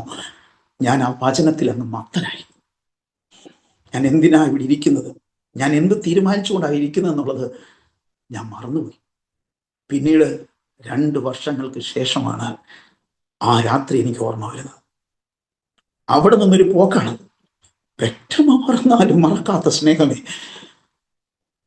ഒരാൾ മദ്യപിച്ച് ആൽക്കഹോളിന്റെ ഇതില് സ്വയം മറന്ന് എന്തൊക്കെ ചെയ്യും, അതിനേക്കാൾ അപ്പുറമായിട്ട് ഞാൻ എന്നെ പൂർണ്ണമായും കർത്താവിന്റെ അദൃശ്യകരം, ദൈവത്തിന്റെ ആത്മാവിന്റെ കരം, അല്ലെങ്കിൽ ആ വചനത്തിന്റെ ശക്തി എന്നെ നയിക്കാൻ തുടങ്ങി. ഞാൻ വീട്ടിൽ ഇറങ്ങി വന്നു. അവിടെ പോട്ടയിൽ നിന്ന് കൊണ്ടുവന്ന ഒരു പുതിയ നിയമം ഉണ്ടായിരുന്നു. ഒരു ചിത്രമൊക്കെ ഉള്ള, യേശുവിൻ്റെ എന്ന് പറയുന്ന ഒരു ചിത്രമൊക്കെ ഉള്ള പുതിയ നിയമം ഉണ്ടായിരുന്നു. ഞാൻ അതെടുത്തുകൊണ്ട് വീണ്ടും മല കയറി. രാത്രി ഞാനിത് നെഞ്ചത്തോട് ചേർത്ത് പിടിച്ചു, പൊട്ടിക്കരഞ്ഞു. നേരം വെളുത്തു കഴിഞ്ഞപ്പോ പിന്നെ ഞാനിത് വായിക്കാൻ തുടങ്ങി. ഞാൻ വായിക്കുമ്പോൾ എൻ്റെ പ്രിയമുള്ളവരെ, ഒരു കാര്യം എനിക്ക് മനസ്സിലായി. ഇത് ഇത്രയും കാലം സൺഡേ സ്കൂളിൽ പഠിച്ചപ്പോഴും ധ്യാനിച്ചപ്പോഴും അല്ലാതെ ഇന്ന് ബൈബിൾ വായിച്ചപ്പോഴും കുടുംബ പ്രാർത്ഥന ബൈബിൾ വായിച്ചപ്പോഴും വായിക്കുന്ന പോലെ അല്ല. ഓരോ വചനവും എഴുന്നേറ്റ് വന്ന് എന്നോട് സംസാരിക്കുന്ന പോലെ എനിക്ക് തോന്നുകയാണ്. ഓരോ അക്ഷരങ്ങളിലും ജീവനുള്ളതുപോലെ, ഓരോ വാക്കുകളിലും ജീവനുള്ളതുപോലെ അതെന്റെ ഉള്ളിലേക്ക് ഇങ്ങനെ അങ്ങ് കയറുക. ഏകദേശം 2 വർഷക്കാലം ഞാനിങ്ങനെ അങ്ങ് പോയി. എവിടെ അന്തി ഉറങ്ങി എന്ന് എനിക്ക് ശരിക്കറിയില്ല, എന്തൊക്കെ ഭക്ഷിച്ചു എന്ന് എനിക്കറിയില്ല, ആരുടെയൊക്കെ എടുത്താ പോയെ, എവിടെയൊക്കെയാ കിടന്നേ, കാട്ടുകളില്, കശുമാൻ തോട്ടങ്ങളില്, റബ്ബർ തോട്ടങ്ങളില്, ചിലപ്പോൾ വീട്ടില്. ആളുകൾ പറയാൻ തുടങ്ങി. എൻ്റെ അളിയനോട്, എൻ്റെ വളരെ ആത്മാർത്ഥ സുഹൃത്താണ്, ഇന്ന് അദ്ദേഹം ഒരു RSS പ്രവർത്തകനാണ്, വളരെ സുഹൃത്തുക്കളായിരുന്നു. അദ്ദേഹം എൻ്റെ അളിയനോട് ഒരിക്കൽ പറഞ്ഞത്, അളിയാ, ചെറുക്കനെ പെട്ടെന്ന് കങ്കനാടിയിലോ ഉളംപാറയിലോ കൊണ്ടുപോയാൽ അവൻ രക്ഷപ്പെടും, ഇല്ലെങ്കിൽ ചങ്ങലയ്ക്ക് ഇടേണ്ടി വരും. ആരെ കൊണ്ടും രക്ഷപ്പെടുത്താൻ പറ്റത്തില്ല, അവൻ ആകെ പ്രശ്നത്തിലാണ്. എന്നെ കാണുന്നവർ അങ്ങനെ ചിന്തിച്ചിരുന്നുള്ളൂ. കാരണം ഞാൻ ഒറ്റയ്ക്ക് സംസാരിക്കും. ഞാൻ സംസാരിക്കുമ്പോൾ ഞാൻ ചോദിക്കുന്നതിന് എനിക്ക് മറുപടി കിട്ടുന്നുണ്ട്. പക്ഷെ പുറമെ ആർക്കും അറിയില്ല ഞാൻ ആരുടെ കൂടെ നടക്കുന്നത്. അങ്ങനെ ഒരു വല്ലാത്തൊരു ജീവിതം. സ്തോത്രം. അതൊക്കെ കഴിഞ്ഞ് ഇങ്ങനെ 2 വർഷം കാലം അങ്ങനെ കഴിഞ്ഞു. ഇത് നടക്കുന്നത്, ഞാൻ അറസ്റ്റിലായത് ജയിലിലായത് 1994 ഏപ്രിൽ മാസം 24-ാം തീയതി. 1995 കർത്താവുമായിട്ട് ഈ ഒരു എൻകൗണ്ടർ. ഏകദേശം 97 ആയപ്പോഴത്തേക്കും ആണ് ഞാൻ ഇങ്ങനെ ഒരു ദിവസം ഞാൻ ഇങ്ങനെ വഴിയെ നടന്നു പോവുകയാണ്. അപ്പോൾ ഒരു സഹോദരൻ എൻ്റെ എതിരെ നടന്നു വരുന്നു. അദ്ദേഹം ഒരു നല്ല ഒരു മിഡിൽ ക്ലാസ് കുടുംബത്തിൽപ്പെട്ട, അത്യാവശ്യം സാമ്പത്തികമൊക്കെയുള്ള, ഒരു 10-15 ഏക്കർ തോട്ടവും ഒക്കെയുള്ള ഒരു നല്ല കുടുംബത്തിൽപ്പെട്ടതാണ്. അദ്ദേഹം നേരത്തെ അവര് പാല, കോതമംഗല ഭാഗത്തുനിന്ന് വസ്തുവൊക്കെ വിറ്റ് അവിടെ വന്ന് വസ്തു വാങ്ങി. അതിനുശേഷം ഇവിടെ അദ്ദേഹം എന്തൊക്കെയോ ബിസിനസ്സുകൾ, കൃഷിയും കൽക്കോറയുടെ ബിസിനസ്സൊക്കെ തുടങ്ങി. അത് പരാജയപ്പെട്ട് വലിയ കടമായി. ആ കാലഘട്ടത്തിൽ ഏകദേശം 16-19 ലക്ഷം രൂപ, എനിക്ക് കറക്റ്റ് ഓർമ്മയില്ല, അത്രത്തോളം രൂപ നഷ്ടമായിട്ട് അദ്ദേഹം വളരെ നിരാശയിലായി. അദ്ദേഹത്തിന്റെ വീട്ടിൽ നിന്നും അദ്ദേഹത്തെ ഇറക്കിവിട്ടു. അങ്ങനെ നിരാശനായി കഴിയുന്ന ഒരു സമയം, അപ്പം അദ്ദേഹത്തിന്റെ വീട്ടിൽ തോട്ടത്തിൽ പണിയെടുക്കാൻ എൻ്റെ അപ്പനും അമ്മയും പോയിട്ടുണ്ട്. ഉച്ചഭക്ഷണം കൊണ്ട് ഞാൻ വീട്ടിൽ ചെല്ലുമ്പോൾ ഇദ്ദേഹത്തോടൊക്കെ സംസാരിക്കാൻ എനിക്ക് ഭയമായിരുന്നു. ഞാൻ മാറി നിന്നിട്ട് ഇങ്ങനെ സാറേ എന്നൊക്കെ വിളിച്ച് സംസാരിച്ചുകൊണ്ടിരുന്നത്. ആ മനുഷ്യനാണ് എൻ്റെ നേരെ വരുന്നത്. അദ്ദേഹം എന്നെ കണ്ടപ്പം പെട്ടെന്ന് നിന്നിച്ച് പറഞ്ഞു, സഹോദര എന്ന് വിളിച്ചു. ഞാൻ നോക്കി, എന്താ സഹോദരൻ? അദ്ദേഹത്തിന്റെ പേര് സാബു സെബാസ്റ്റ്യൻ എന്നാണ്. ഞാൻ പറഞ്ഞു, നമ്മൾ രണ്ടും ഒരേ അവസ്ഥയിലാണ് സഹോദര, നമുക്കൊന്ന് കൂടിയാലോ, ഒന്നിച്ചു കൂടാം. ഞാൻ പണ്ടത്തെ കൂടലിന്റെ കാര്യമാണ് എനിക്ക് ഓർമ്മ വന്നത്. ഞാൻ പറഞ്ഞു, ഞാൻ അങ്ങനെയുള്ള കൂടലൊന്നും ഇല്ല, അതെല്ലാം ഞാൻ ഉപേക്ഷിച്ചു. അതല്ല, ഇന്ന് വൈകുന്നേരം നമുക്ക് ഒന്നിച്ചു നടത്തും. അങ്ങനെ ഓക്കെ എന്ന് പറഞ്ഞു. ഒരു സ്ഥലം പറഞ്ഞു, ഒരു ചെറിയ കുറ്റിക്കാടാണ്, പുൽമേടിന് നടുക്കൊരു കാട്. എന്നോട് പറഞ്ഞു, ഇന്നടത്ത് വരാമോ? ഓക്കെ, ഞാൻ വരാം എന്ന് പറഞ്ഞു. അപ്പം എനിക്ക് പല സംശയമുണ്ട്, പുള്ളി എന്നെ അതിലേക്ക് വല്ലതും വലിച്ചെടുക്കാനോ അല്ലെങ്കിൽ വേറെ എന്തെങ്കിലും ഇത് അബ്യൂസ് ചെയ്യാൻ, ഇങ്ങനെയുള്ളതൊക്കെ ചിന്തകൾ എൻ്റെ മനസ്സിൽ കൂടെ പോകുന്നുണ്ട്. എങ്കിലും ഞാൻ എൻ്റെ കയ്യിലുള്ള ഈ പുതിയ നിയമമൊക്കെ ഒരു കടലാസിനകത്ത് പൊതിഞ്ഞ് പിടിച്ച് ഞാൻ അതൊക്കെ പറഞ്ഞ സ്ഥലത്തേക്ക് ചെന്നു. ഞാൻ ചെല്ലുമ്പം എൻ്റെ കയ്യിലിരിക്കുന്ന പൊതിയേക്കാളും ഒരല്പം കൂടെ വലിപ്പമുള്ള ഒരു പൊതി അദ്ദേഹത്തിന്റെ കയ്യിലും. ഇതൊരു പ്ലാസ്റ്റിക് കൊണ്ടാണ് പൊതിഞ്ഞിരിക്കുന്നത്. ഇദ്ദേഹത്തോട് ചോദിച്ചു, ഞാൻ അദ്ദേഹത്തോട് ചോദിച്ചു, അല്ല സാബുണ്ണ, അണ്ണാന്നാ വിളിക്കുന്നത്, സാബുണ്ണ എന്താ കയ്യിലുള്ളത്? പുള്ളിക്കാരൻ പറഞ്ഞു, ഇതൊരു ബോംബ്. നിന്റെ കയ്യിലെന്താ? ഞാൻ പറഞ്ഞു, ഇതും ഒരു ചെറിയ ബോംബാ. അങ്ങനെ ഞങ്ങൾ രണ്ടുപേരും ഞങ്ങളുടെ കയ്യിലുള്ള ബോംബിന്റെ പൊതി തുറന്നു. പുള്ളിക്കാരന്റെ കയ്യിൽ മുഴു സത്യവേദ പുസ്തകം, എൻ്റെ കയ്യിൽ പുതിയ. ഞങ്ങളിത് തുറന്നു, പൊട്ടിക്കരയാൻ തുടങ്ങി. രണ്ടുപേരും കെട്ടിപ്പിടിച്ചു പൊട്ടിക്കരഞ്ഞ് അങ്ങനെ ഞങ്ങൾ രണ്ടുപേരും വന്ന് ദാവീദും യോനാഥാനും പോലെ ഒന്നായി. ഒരു വർഷക്കാലം, ഏകദേശം ഒരു 8-9 മാസക്കാലം ഞങ്ങൾ അങ്ങനെ ഒരുമിച്ച് ഞങ്ങള് നാട്ടിലും ഒക്കെ ആയിട്ട് ഏതെങ്കിലും വെള്ളച്ചാട്ടമോ കാട്ടരുവിയോ ഒക്കെ ഉള്ളിടത്ത് പോയിരിക്കും. നല്ല നല്ല പുസ്തകങ്ങൾ, PG വർഗീസങ്ങളുടെ പുസ്തകങ്ങൾ, പോളിനോഗിച്ചോയുടെ പുസ്തകങ്ങൾ, മറ്റു പല ആൾക്കാരുടെ നല്ല നല്ല പുസ്തകങ്ങളൊക്കെ വായിക്കും, ബൈബിൾ വായിക്കും, ഉപവസിക്കും, പ്രാർത്ഥിക്കും. അങ്ങനെ ഞങ്ങൾ ഒരു 8-9 മാസം ഒരുമിച്ച് ഇങ്ങനെ സഞ്ചരിക്കും. അങ്ങനെ ഇരിക്കെ കർത്താവ് ഞങ്ങളോട് ഇടപെട്ടു. സ്നാനപ്പെടണമെന്നുള്ള ആലോചന ഞങ്ങൾക്ക് രണ്ടുപേർക്കും ഒരുപോലെ ഉണ്ടായി. ഞങ്ങൾ തമ്മിൽ ഇങ്ങനെ സംസാരിക്കുക. കർത്താവ് എത്ര നല്ലവനാ! എൻ്റെ അമ്മ തരാത്ത സ്നേഹം എൻ്റെ കർത്താവ് എനിക്ക്. അദ്ദേഹം പറയാം, എൻ്റെ അപ്പനിൽ നിന്നുള്ള സ്നേഹം നഷ്ടപ്പെട്ടപ്പോൾ ഞാൻ അപ്പന്റെ സ്നേഹം തിരിഞ്ഞിറങ്ങിയതാ. നിനക്ക് അമ്മയായിട്ടും എനിക്ക് അപ്പനായിട്ടും ഇവിടെ യേശുപ്പനുണ്ട്. അതുകൊണ്ട് നമുക്ക് യേശുപ്പൻ കാണിച്ചു തന്ന മാതൃക സ്വീകരിക്കാം. നമുക്ക് സ്നാനപ്പെടാം, കർത്താവിന് വേണ്ടി ജീവിക്കാം. ആരെങ്കിലും കൊന്നാൽ കൊല്ലട്ടെ, മരിച്ചാൽ മരിക്കട്ടെ, ചാകുന്നത് വരെ, ചത്താ ഇത്ര കാലം, ജീവിച്ചാൽ ഇത്ര കാലം ജീവിക്കും. ദീർഘായുസോടെ ജീവിച്ചെന്ന് പറഞ്ഞാലും അല്പകാലം മാത്രം ജീവിച്ചെന്ന് പറഞ്ഞാലും നമ്മുടെ ലക്ഷ്യം നിത്യതയിൽ എത്തുക എന്നുള്ളതാണ്. കർത്താവ് അതിനു വേണ്ടി വിളിച്ചു നമുക്ക് ഉറപ്പ് തന്നു. അതുകൊണ്ട് നമുക്ക് എത്രയും പെട്ടെന്ന് സ്നാനപ്പെടണം. അങ്ങനെ ഞങ്ങൾ രണ്ടുപേരും അന്വേഷിക്കാൻ തുടങ്ങി. അന്ന് അവിടെ ഒരു പെന്തക്കോസ്ത് പാസ്റ്റർ താമസിക്കുന്നുണ്ട്. അദ്ദേഹത്തെയൊക്കെ ഞങ്ങൾക്ക് പരിചയമുണ്ട്. എന്നാൽ അവിടെ ഉണ്ടായിരുന്ന നാട്ടുകാര് എന്ന് പറയുന്നത് പല നാടുകളിൽ നിന്നും വന്ന ആളുകളാണ്, പല സംസ്കാരത്തിലുള്ളവരാണ്. പെന്തക്കോസുകാരെ കണ്ടെടുത്താൽ കാണാത്തൊരു സുവിശേഷം എന്ന് പറഞ്ഞാൽ കളിയാക്കാൻ വേണ്ടി മാത്രം ഉപയോഗിക്കുന്ന ഒരു പദമായിരുന്നു. അതുകൊണ്ട് അവരൊക്കെ പറഞ്ഞതും കേട്ടത്, ഈ ദൈവാസനയെ കുറിച്ച് പറഞ്ഞതും കേട്ടതും ഒക്കെ എൻ്റെ ഉള്ളിലുള്ളത് കൊണ്ട്, ഞങ്ങളുടെ ഉള്ളിലുള്ളത് കൊണ്ട് ഞങ്ങൾ അദ്ദേഹത്തെ ഒരിക്കലും ഒരു ദൈവദാസനായിട്ട് കണ്ടിരുന്നില്ല, അംഗീകരിച്ചു. അദ്ദേഹത്തോട് സംസാരിക്കാനോ അവിടെ പോകാനൊന്നും ഞങ്ങൾ ആഗ്രഹിച്ചു. അതുകൊണ്ട് അദ്ദേഹം ദൈവാസനമൊന്നുമല്ല, ചുമ്മാ എല്ലാവരും പറയുന്നത് വയറ്റിപ്പഴപ്പിന് വേണ്ടി ഇറങ്ങിയേക്കുന്ന, ഞങ്ങളും അങ്ങനെ തന്നെ കണക്കൂട്ടി. ഇന്ന് അദ്ദേഹത്തിനെ ഞങ്ങളെ കുറിച്ച് പറയുന്നു. അപ്പോ ഞങ്ങൾ രണ്ടുപേരും അന്വേഷിക്കാൻ തുടങ്ങി. ആരാ സ്നാനപ്പെടുത്താൻ വേണ്ടി ഞങ്ങളെ സ്നാനപ്പെടുത്താൻ ആര് കിട്ടും? അങ്ങനെ അന്വേഷിച്ച് നടക്കുമ്പോഴാണ് കേരളത്തിൽ നിന്നും വാഗത്താനത്തിൽ നിന്നും ഇവിടെ വന്ന് കർത്താവിന്റെ വേല ചെയ്യുന്ന അബ്രഹാം എന്ന് പറയുന്ന ഒരു ദൈവദാസനെ കണ്ടുമുട്ടാനിടയായി. അദ്ദേഹം ഞങ്ങളെ സഹോദരൻ ആണ് ഞങ്ങളെ പരിചയപ്പെടുത്തിയത്. ഞങ്ങളെ സഹോദരൻ എന്ന് പുള്ളിയും വിളിച്ചു, ഞങ്ങൾ പുള്ളിയും സഹോദരൻ, ബ്രദർ എന്ന് അങ്ങോട്ടും ഇങ്ങോട്ടും വിളിച്ചുകൊണ്ടിരുന്നു. ഇപ്പൊ ഞങ്ങൾ കുറച്ച് ദിവസം വാച്ച് ചെയ്തു, ഈ പുള്ളി എങ്ങനെയാണ്, പുള്ളിയുടെ ജീവിതം എങ്ങനെയാണ്, സ്നാനപ്പെടുത്തുന്ന കാര്യം പുള്ളിയോട് ചോദിച്ചാലോ എന്നൊക്കെ. അങ്ങനെ ഇരിക്കെ ഞങ്ങൾക്ക് സ്നാനപ്പെട്ടേ മതിയാകൂ എന്നുള്ള ആ ഉള്ളിൽ തള്ളലുള്ളിൽ അങ്ങനെ അദ്ദേഹത്തോട് ഞങ്ങൾ തുറന്നു പറഞ്ഞു, ഞങ്ങൾ രക്ഷിക്കപ്പെട്ടു, ഞങ്ങൾക്ക് സ്നാനം, പക്ഷെ പെന്തക്കോസിൽ ചേർക്കാൻ നോക്കരുത്. ഞങ്ങൾ പെന്തക്കോസിൽ ഒന്നും ചേർത്തില്ല, ഞങ്ങൾ രക്ഷിക്കപ്പെട്ടു, ഞങ്ങൾക്ക് കർത്താവിന് വേല ചെയ്യണം, അതുകൊണ്ട് ഞങ്ങൾക്ക് ദൈവവചന പ്രകാരമുള്ള സ്നാനം നൽകും. പുള്ളിക്കാരൻ സന്തോഷത്തോടെ അങ്ങനെ സമ്മതിച്ചു. സ്നാനമൊക്കെ തന്നു. സ്നാനം കഴിഞ്ഞ് ഒരാഴ്ച ഒക്കെ ആയപ്പോഴത്തേക്കും എനിക്ക് തോന്നി ബൈബിൾ കോളേജിൽ പഠിക്കണം, ദൈവവചനം പഠിക്കണം എന്നൊക്കെ ഉണ്ട്. കാരണം പല ആൾക്കാരും ബൈബിൾ കോളേജിൽ പോയിട്ട് വന്ന ആളുകളെ അവിടെ കണ്ടുമുട്ടി, ബൈബിൾ കോളേജിൽ പഠിച്ചിട്ട് ദൈവവേല ചെയ്യുന്നവരെ കണ്ടിട്ട് എനിക്കൊരു വലിയ ആഗ്രഹം ബൈബിൾ കോളേജിൽ പോകണം. അങ്ങനെ ഞാൻ പിന്നെ പിറ്റേ ആഴ്ച തന്നെ, ഒരു മാസത്തിനുള്ളിൽ തന്നെ ഞാൻ മംഗലാപുരത്തുള്ള ബിലീവേഴ്സ് ചർച്ചിന്റെ ഗോസ്പൽ ഫോർ ഏഷ്യയുടെ ബൈബിൾ സ്കൂളിൽ ഞാൻ പോയി ചേരുവാനിടയായി തീർന്നു. എന്നാൽ അവിടെയും അധികം നാൾ നിന്നില്ല, ഒരു 6 മാസത്തോളം കാലം മാത്രമേ ഞാൻ അവിടെ നിന്നുള്ളൂ. എൻ്റെ ഉള്ളിലുണ്ടായിരുന്ന അന്നത്തെ ഞാൻ രക്ഷിക്കപ്പെട്ട രീതിയും ഞാൻ രക്ഷിക്കപ്പെട്ട സാഹചര്യവും കർത്താവിനോട് കൂടി എൻ്റെ നടപ്പിന്റെ സാഹചര്യമൊക്കെ നിങ്ങൾക്ക് ഏകദേശം മനസ്സിലായി കാണും.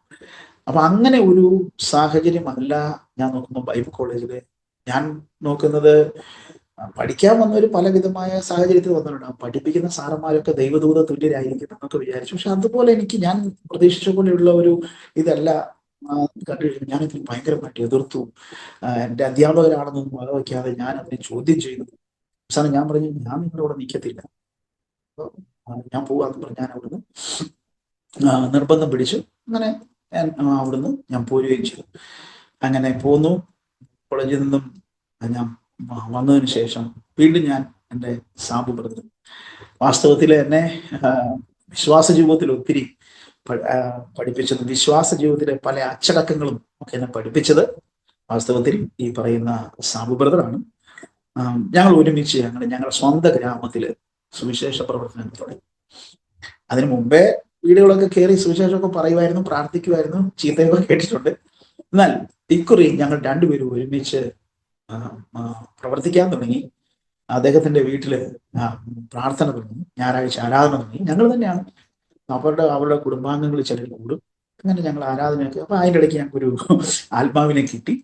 അദ്ദേഹവും പിന്നെ ഇതേ അബ്രഹാം പാസ്റ്റർ അദ്ദേഹം സ്നാനപ്പെടുത്തി. അങ്ങനെ ഇരിക്കെ ഒരു ദിവസം എൻ്റെ വീട്ടില് വിഷയങ്ങൾ തുടങ്ങി.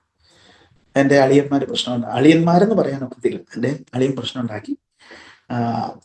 അളിയൻ പ്രശ്നം ഉണ്ടാക്കിയിട്ട് എൻ്റെ മൂത്ത അളിയനെ എല്ലാവർക്കും ചില പേടിയും ബഹുമാനവും ഒക്കെയാ, ഞാൻ അടക്കം. അപ്പം അളിയന് ബുദ്ധിമുട്ടുണ്ടാകും എന്നുള്ളത്, പിന്നെ ഓൾറെഡി ഞാൻ ജയിലിലൊക്കെ പോയി, ഒരു ദുഷ്പേരുണ്ടായി, നാട്ടുകാരുടെ മുമ്പിൽ തലമുക്കി നടക്കാൻ വയ്യാത്തൊരവസ്ഥ വീട്ടുകാർക്ക്. അതിൻ്റെ കൂടെ ഇപ്പൊ ഇതാ നേരെ പുസ്തകം എടുത്തുകൊണ്ട് അല്ലേലിയായി സ്വോത്രവും പറഞ്ഞുകൊണ്ട് നടക്കുക, പെന്തക്കോസ്തുകാരുടെ പല പോയി വീണു എന്നും പറഞ്ഞ് വീട്ടിൽ വിഷയം ഉണ്ടായി. ഒരു ദിവസം രാത്രി 11:30 കഴിഞ്ഞു രാത്രി. അപ്പം ഞാനിങ്ങനെ പ്രാർത്ഥിച്ചുകൊണ്ടിരിക്കുക, പാട്ടൊക്കെ പാടി പ്രാർത്ഥിച്ചുകൊണ്ടിരിക്കുന്ന സമയത്ത് എന്നെ മുറിയിലേക്ക് എൻ്റെ അനുജൻ വന്നിച്ച് പറഞ്ഞു, ആ ഇത് ഇവിടെ പറ്റിയ അതെന്താ ഇപ്പൊ തന്നെ നാട്ടിൽ തലപൊക്കി നടക്കാൻ വയ്യ, പോയി അവസാനം പെന്തക്കോസുകാരുടെ കൂടെ പോയി, KP യോഹന്നാന്റെ ഒക്കെ കൂടെ കുടിയേച്ച് രക്ഷപ്പെട്ടു പോകുന്ന വിചാരിച്ചു, അവിടുന്ന് പോകും. നിങ്ങളെപ്പോലുള്ളവർക്ക് പറ്റിയ സ്ഥലമാണ് ഇത്. എന്താ നീ ഉദ്ദേശിക്കുന്നത്? എന്താ ഇതിനേക്കാൾ വ്യക്തമായിട്ട് പറയേണ്ട കാര്യമുണ്ടോ എന്ന് വിളിച്ചു. എനിക്ക് മനസ്സിലായി ഞാൻ ആ വീട്ടിൽ നിൽക്കുന്നത് ശരിയല്ല, എനിക്ക് പറ്റിയ സ്ഥലമല്ല വീട് എന്നുള്ള പറഞ്ഞത്, ഇറങ്ങിത്തരണമെന്നാണ് ഞാൻ. പിന്നെ അപ്പം ഞാനിവിടുന്ന് ഇറങ്ങിപ്പോണമെന്നാ നീ പറയുന്നതല്ലേ എന്ന് ചോദിച്ചപ്പം മനസ്സിലായല്ലോ. അപ്പനും അമ്മ ഇത് കേട്ടോണ്ടിരിക്കുക. പെങ്ങന്മാരുടെ രണ്ടുപേരുടെ കല്യാണം കഴിഞ്ഞിരുന്നു, ഞങ്ങൾ 4 പേര് മാത്രമേ വീട്ടിലുള്ളൂ. അപ്പോൾ ഞാൻ അപ്പന്റെ അമ്മയുടെ മുഖത്ത് നോക്കി, ഒരു ഭാവ വ്യത്യാസമില്ല. ഞാൻ പോയേക്കാം എന്ന് പറഞ്ഞ് എൻ്റെ കയ്യിലുണ്ടായിരുന്ന ബൈബിളും ഒരു ലുക്കി 2 ഷർട്ടോ ഒരു പാൻറ്റോ ഒക്കെ ഉണ്ട് എൻ്റെ കയ്യിലുണ്ടായിരുന്ന എല്ലാം കൂടെ ഞാനൊരു പ്ലാസ്റ്റിക് കൂടിനകത്താക്കി ഞാൻ അവിടെ നിന്ന് പതുക്കെ ഇറങ്ങി. ഒരു 11:45 12 മണിയായി കാണും വീട്ടിൽ നിന്ന് ഇറങ്ങുന്നു. നട്ടപ്പാതിരാക്കി. വീടൊരു മലമുകളിലാണ്, താഴോട്ടുള്ള റോഡ് റബ്ബർ തോട്ടത്തിൽ കൂടെയാണ്.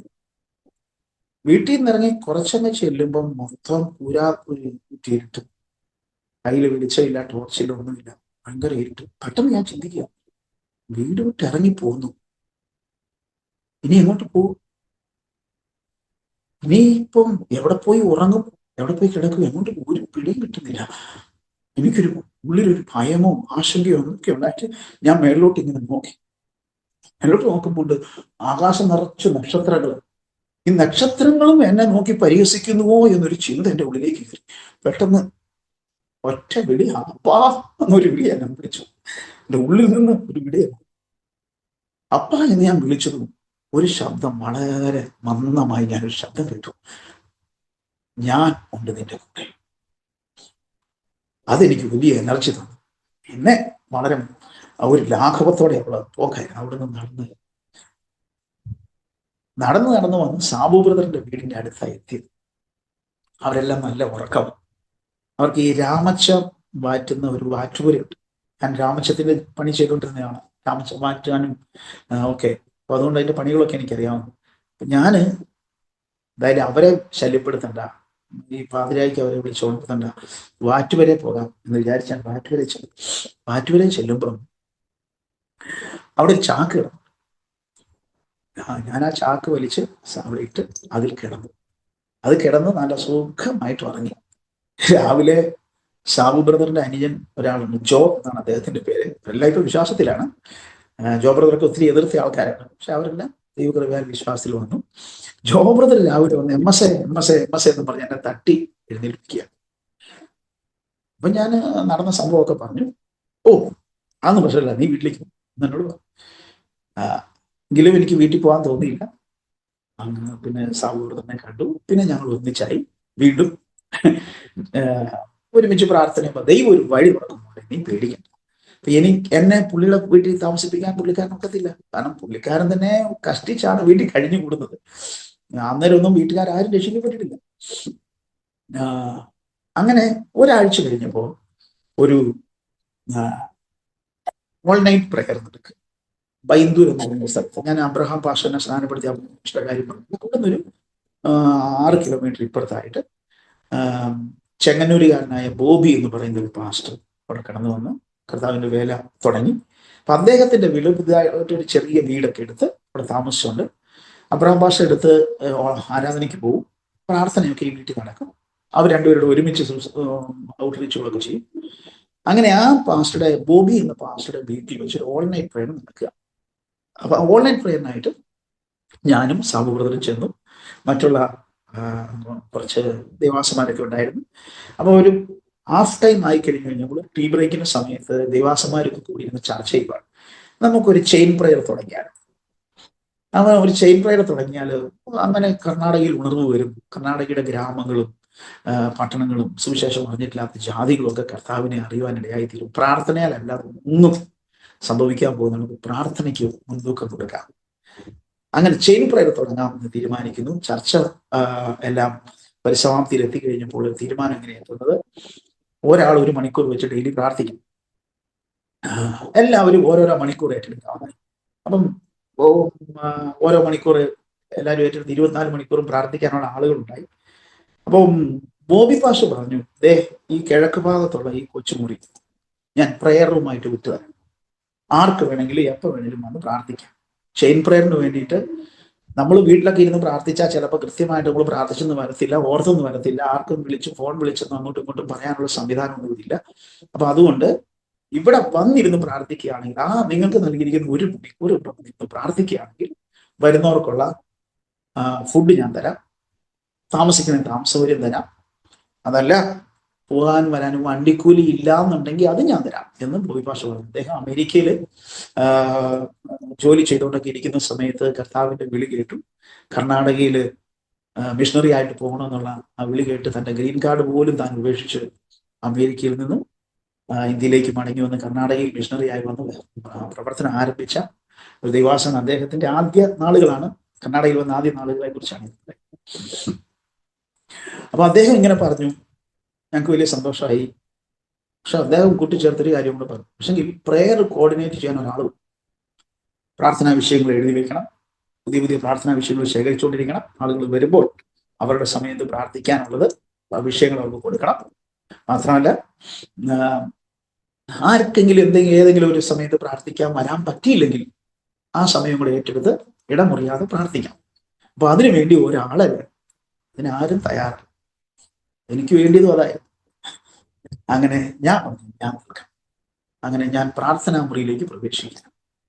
അങ്ങനെ പ്രാർത്ഥനാ മുറിയിലായി എൻ്റെ പിന്നെയുള്ള ജീവിതം. അപ്പൊ പല ആളുകളും കേരളത്തിൽ നിന്ന് വന്നിട്ടുള്ള ആളുകൾ കേരളത്തിലേക്ക് മടങ്ങി പോകും. ബോബി പാഷയൊക്കെ ആണെങ്കിലും കുടുംബമായിട്ട് നാട്ടിലേക്ക് പോകും. ആ സമയത്തൊക്കെ ഞാൻ തന്നെയായിരുന്നു അവിടെ ഉള്ളത്. മാത്രമല്ല അവർക്ക് പ്രാർത്ഥിക്കാൻ പറ്റാത്ത സമയങ്ങൾ എന്നോട് വിളിച്ചു പറയും, ബ്രദറെ ഒന്ന് പ്രാർത്ഥിക്കണേ, ഇന്ന സമയത്ത് എനിക്ക് പ്രാർത്ഥിക്കാൻ പറ്റത്തില്ല, യാത്രയിലാണ് അല്ലെങ്കിൽ ബുദ്ധിമുട്ടാണ്, ഒന്ന് പ്രാർത്ഥിക്കണം എന്ന് പറഞ്ഞാൽ ഞാനത് ആ സമയം ഏറ്റെടുക്കും. അങ്ങനെ 1 മണിക്കൂർ എൻ്റെ വീതം. എന്നാൽ ഞാൻ മറ്റുള്ള പല ആളുകളുടെയും സമയങ്ങൾ ഏറ്റെടുത്ത് 5 മണിക്കൂർ, 6 മണിക്കൂർ, ഒരു ദിവസം 8 മണിക്കൂർ, 10 മണിക്കൂർ ഒക്കെ അങ്ങനെ പ്രാർത്ഥനയിൽ കഴിച്ചു വിടാത്തത്. ഞാൻ പ്രാർത്ഥിക്കുമ്പോൾ എൻ്റെ ഉള്ളിൽ എപ്പോഴും കർണാടക എന്ന് പറയുമ്പോൾ എൻ്റെ കണ്ണ് നിറയുമായിരുന്നു. ഇന്ത്യയുടെ ഭൂപടമുണ്ട്, മാപ്പ് അവിടെ ഞങ്ങളുടെ കയ്യിലുണ്ട്. കർണാടകയുടെ മാപ്പുണ്ട്, കർണാടകയുടെ എല്ലാ ജില്ലകളുടെയും മാപ്പുകളുണ്ട്. ഇതെല്ലാം അവിടെ വെച്ച് ഞങ്ങളത് തൊട്ട് പ്രാർത്ഥിക്കുമായിരുന്നു. എന്നാൽ ഞാൻ പ്രാർത്ഥിക്കാനിരിക്കുമ്പോൾ കർണാടകയിലുള്ള സകല ജാതികളും ദൈവത്തെ അറിയണം. കർണാടകം യേശുവിന്റെ രക്തത്താൽ കഴുകപ്പെടണം. കർണാടകയിലുള്ള സകല ഗ്രാമങ്ങളും പട്ടണങ്ങളും രക്ഷിതാവായ യേശുവിനെ അറിയണം. യേശുവിനെ അറിഞ്ഞില്ലെങ്കിൽ സകല ആത്മാവും നിത്യമരണത്തിലേക്കും നിത്യനരകാഗ്നിയിലേക്കും പോകും എന്നുള്ള ആ ഭാരത്തോടെ ഞാൻ ദൈവസന്നിധിയിൽ, കർത്താവേ, ജനം നിന്നെ അറിയണം, ജനം നിന്നെ വിശ്വസിച്ച് അവരിൽ നിത്യജീവൻ ഉളവാകണം, അവർ നിത്യതയിലേക്ക് എത്തണം. അതിനുവേണ്ടി നീ കർണാടകയോട് മനസ്സറിയണമേ, കർണാടകയെ നിന്റെ രക്തം കൊണ്ട് കഴുകണം എന്ന് കരഞ്ഞ് കരഞ്ഞ് കരഞ്ഞു പ്രാർത്ഥിക്കുക. കരഞ്ഞ് എത്രത്തോളം കരഞ്ഞു പ്രാർത്ഥിക്കുമെന്ന് ചോദിച്ചാൽ എൻ്റെ കണ്ണുനീര് വീണ് വീണ് കർണാടകയുടെ ഭൂപടം മുഴുവൻ നനയുമായിരുന്നു. ഞാനപ്പോൾ കർണാടകയുടെ ഈ ഭൂപടത്തെ എൻ്റെ കൈകൊട്ടി ഇങ്ങനെ കഴുകും, യേശുവിന്റെ രക്തം കൊണ്ട് കർണാടകം കഴുകപ്പെടട്ടെ എന്ന് പറഞ്ഞു. അങ്ങനെ ഒരു പ്രാർത്ഥനയുടെ അനുഭവത്തിലൂടെ ജീവിതം. അങ്ങനെ ഞാൻ പണിയപ്പെട്ടു, പ്രാർത്ഥനയിലൂടെ തിക്തമായ അനുഭവങ്ങളിലൂടെ പണിയപ്പെട്ടു, തിരസ്കാരത്തിലൂടെ എല്ലാത്തിലും ഞാൻ പണിയപ്പെടുകയായിരുന്നു. അങ്ങനെ ഇരിക്കെ പ്രാർത്ഥനാ വിഷയങ്ങൾ ഇങ്ങനെ പലയിടങ്ങളിൽ നിന്ന് വന്നുകൊണ്ടിരിക്കുന്നു. അവിടെ നിന്നും ഒരു 250 കിലോമീറ്റർ ദൂരെ ഉത്തര കന്നഡ എന്ന് പറയുന്ന ഡിസ്ട്രിക്റ്റില്, ദാണ്ടേലി എന്ന് പറയുന്ന ഒരു പട്ടണത്തിൽ നിന്ന് ഒരു 10 കിലോമീറ്റർ ദൂരെ പ്രധാനി എന്ന് പറയുന്ന ഒരു ഗ്രാമം. പ്രധാനി, ആ ഗ്രാമത്തിൽ ബാംഗ്ലൂരിൽ നിന്നും വർഗീസ് എന്ന് പറയുന്ന ഒരു ദേവദാസൻ കുടുംബമായി അവിടെ വന്ന് ഒരു വാടകയ്ക്ക് ഒരു വീടൊക്കെ എടുത്ത് സുവിശേഷ പ്രവർത്തനം തുടങ്ങി. സുവിശേഷ പ്രവർത്തനം അദ്ദേഹം തുടങ്ങി കഴിഞ്ഞപ്പോൾ അവിടെയുള്ള സുവിശേഷ വിരോധികളൊക്കെ അദ്ദേഹത്തെ ഉപദ്രവിച്ചു. ഒരു രാത്രിക്ക് രാത്രി തന്നെ അദ്ദേഹത്തെ അവിടുന്ന് വീട് ഒഴിവാക്കിച്ചു. അവർ തന്നെ വാഹനമൊക്കെ കൊണ്ടുവന്ന് വീട്ടു സാധനങ്ങളൊക്കെ കയറ്റി അവിടുന്ന് നാട് കടത്തി. അപ്പൊ ഈ വിഷയം പ്രാർത്ഥനാ വിഷയത്തിലേക്ക് വന്നു കഴിയുമ്പോഴത്തേക്കും കരഞ്ഞു പ്രാർത്ഥിക്കുക, ദൈവമേ. അപ്പൊ എല്ലാവരും പ്രാർത്ഥിക്കുന്നുണ്ട്, ദൈവമേ, പ്രധാനി എന്ന സ്ഥലത്ത് ദൈവമേ നീ ഒരു ശക്തനായ ദൈവദാസനെ അയക്കണം, അവിടെ ഒരു സഭ ഉണ്ടാകണം, അവിടെ ആത്മാക്കൾ രക്ഷിക്കപ്പെടണം, അങ്ങനെ ആളുകൾ പ്രാർത്ഥിച്ചുകൊണ്ടിരിക്കുക. എനിക്കാണ് കൂടുതൽ സമയം പ്രാർത്ഥിക്കാൻ കിട്ടുന്നത്. മറ്റുള്ള ആളുകൾ 1 മണിക്കൂർ പ്രാർത്ഥിക്കുമ്പോൾ ഞാൻ 5 6 ഒക്കെ മണിക്കൂറുകൾ പ്രാർത്ഥിക്കുക. എല്ലാ മണിക്കൂറിനകത്തും മിക്കപ്പോഴും ഈ പ്രധാനി വരുന്നുണ്ട്.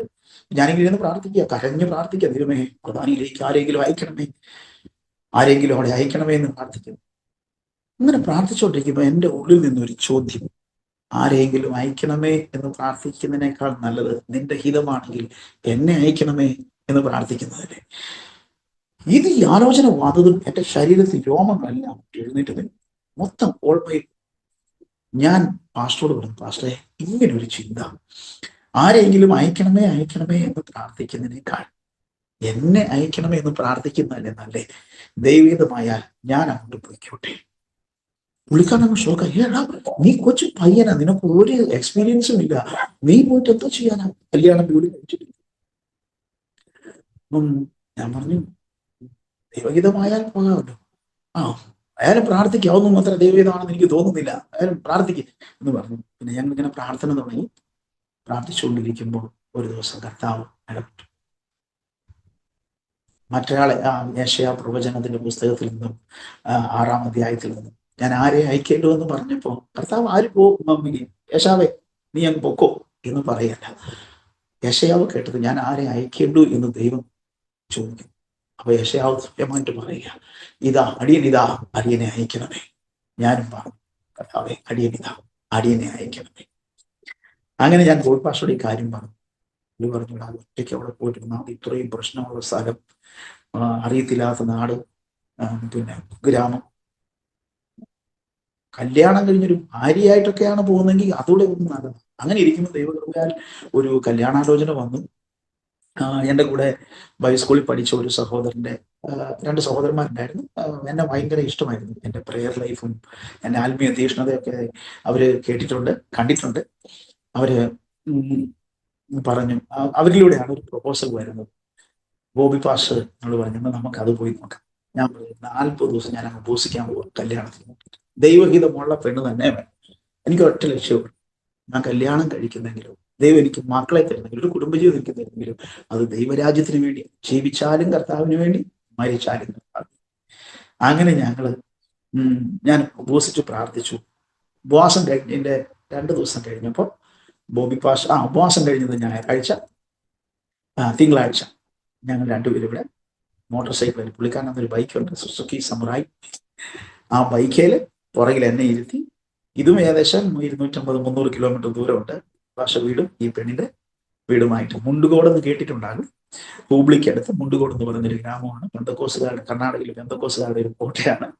കർണാടകയ്ക്ക് വേണ്ടി ഒരുപാട് മിഷണറിമാരെ നൽകിയിട്ടുള്ള ഒരു സ്ഥലമാണ്.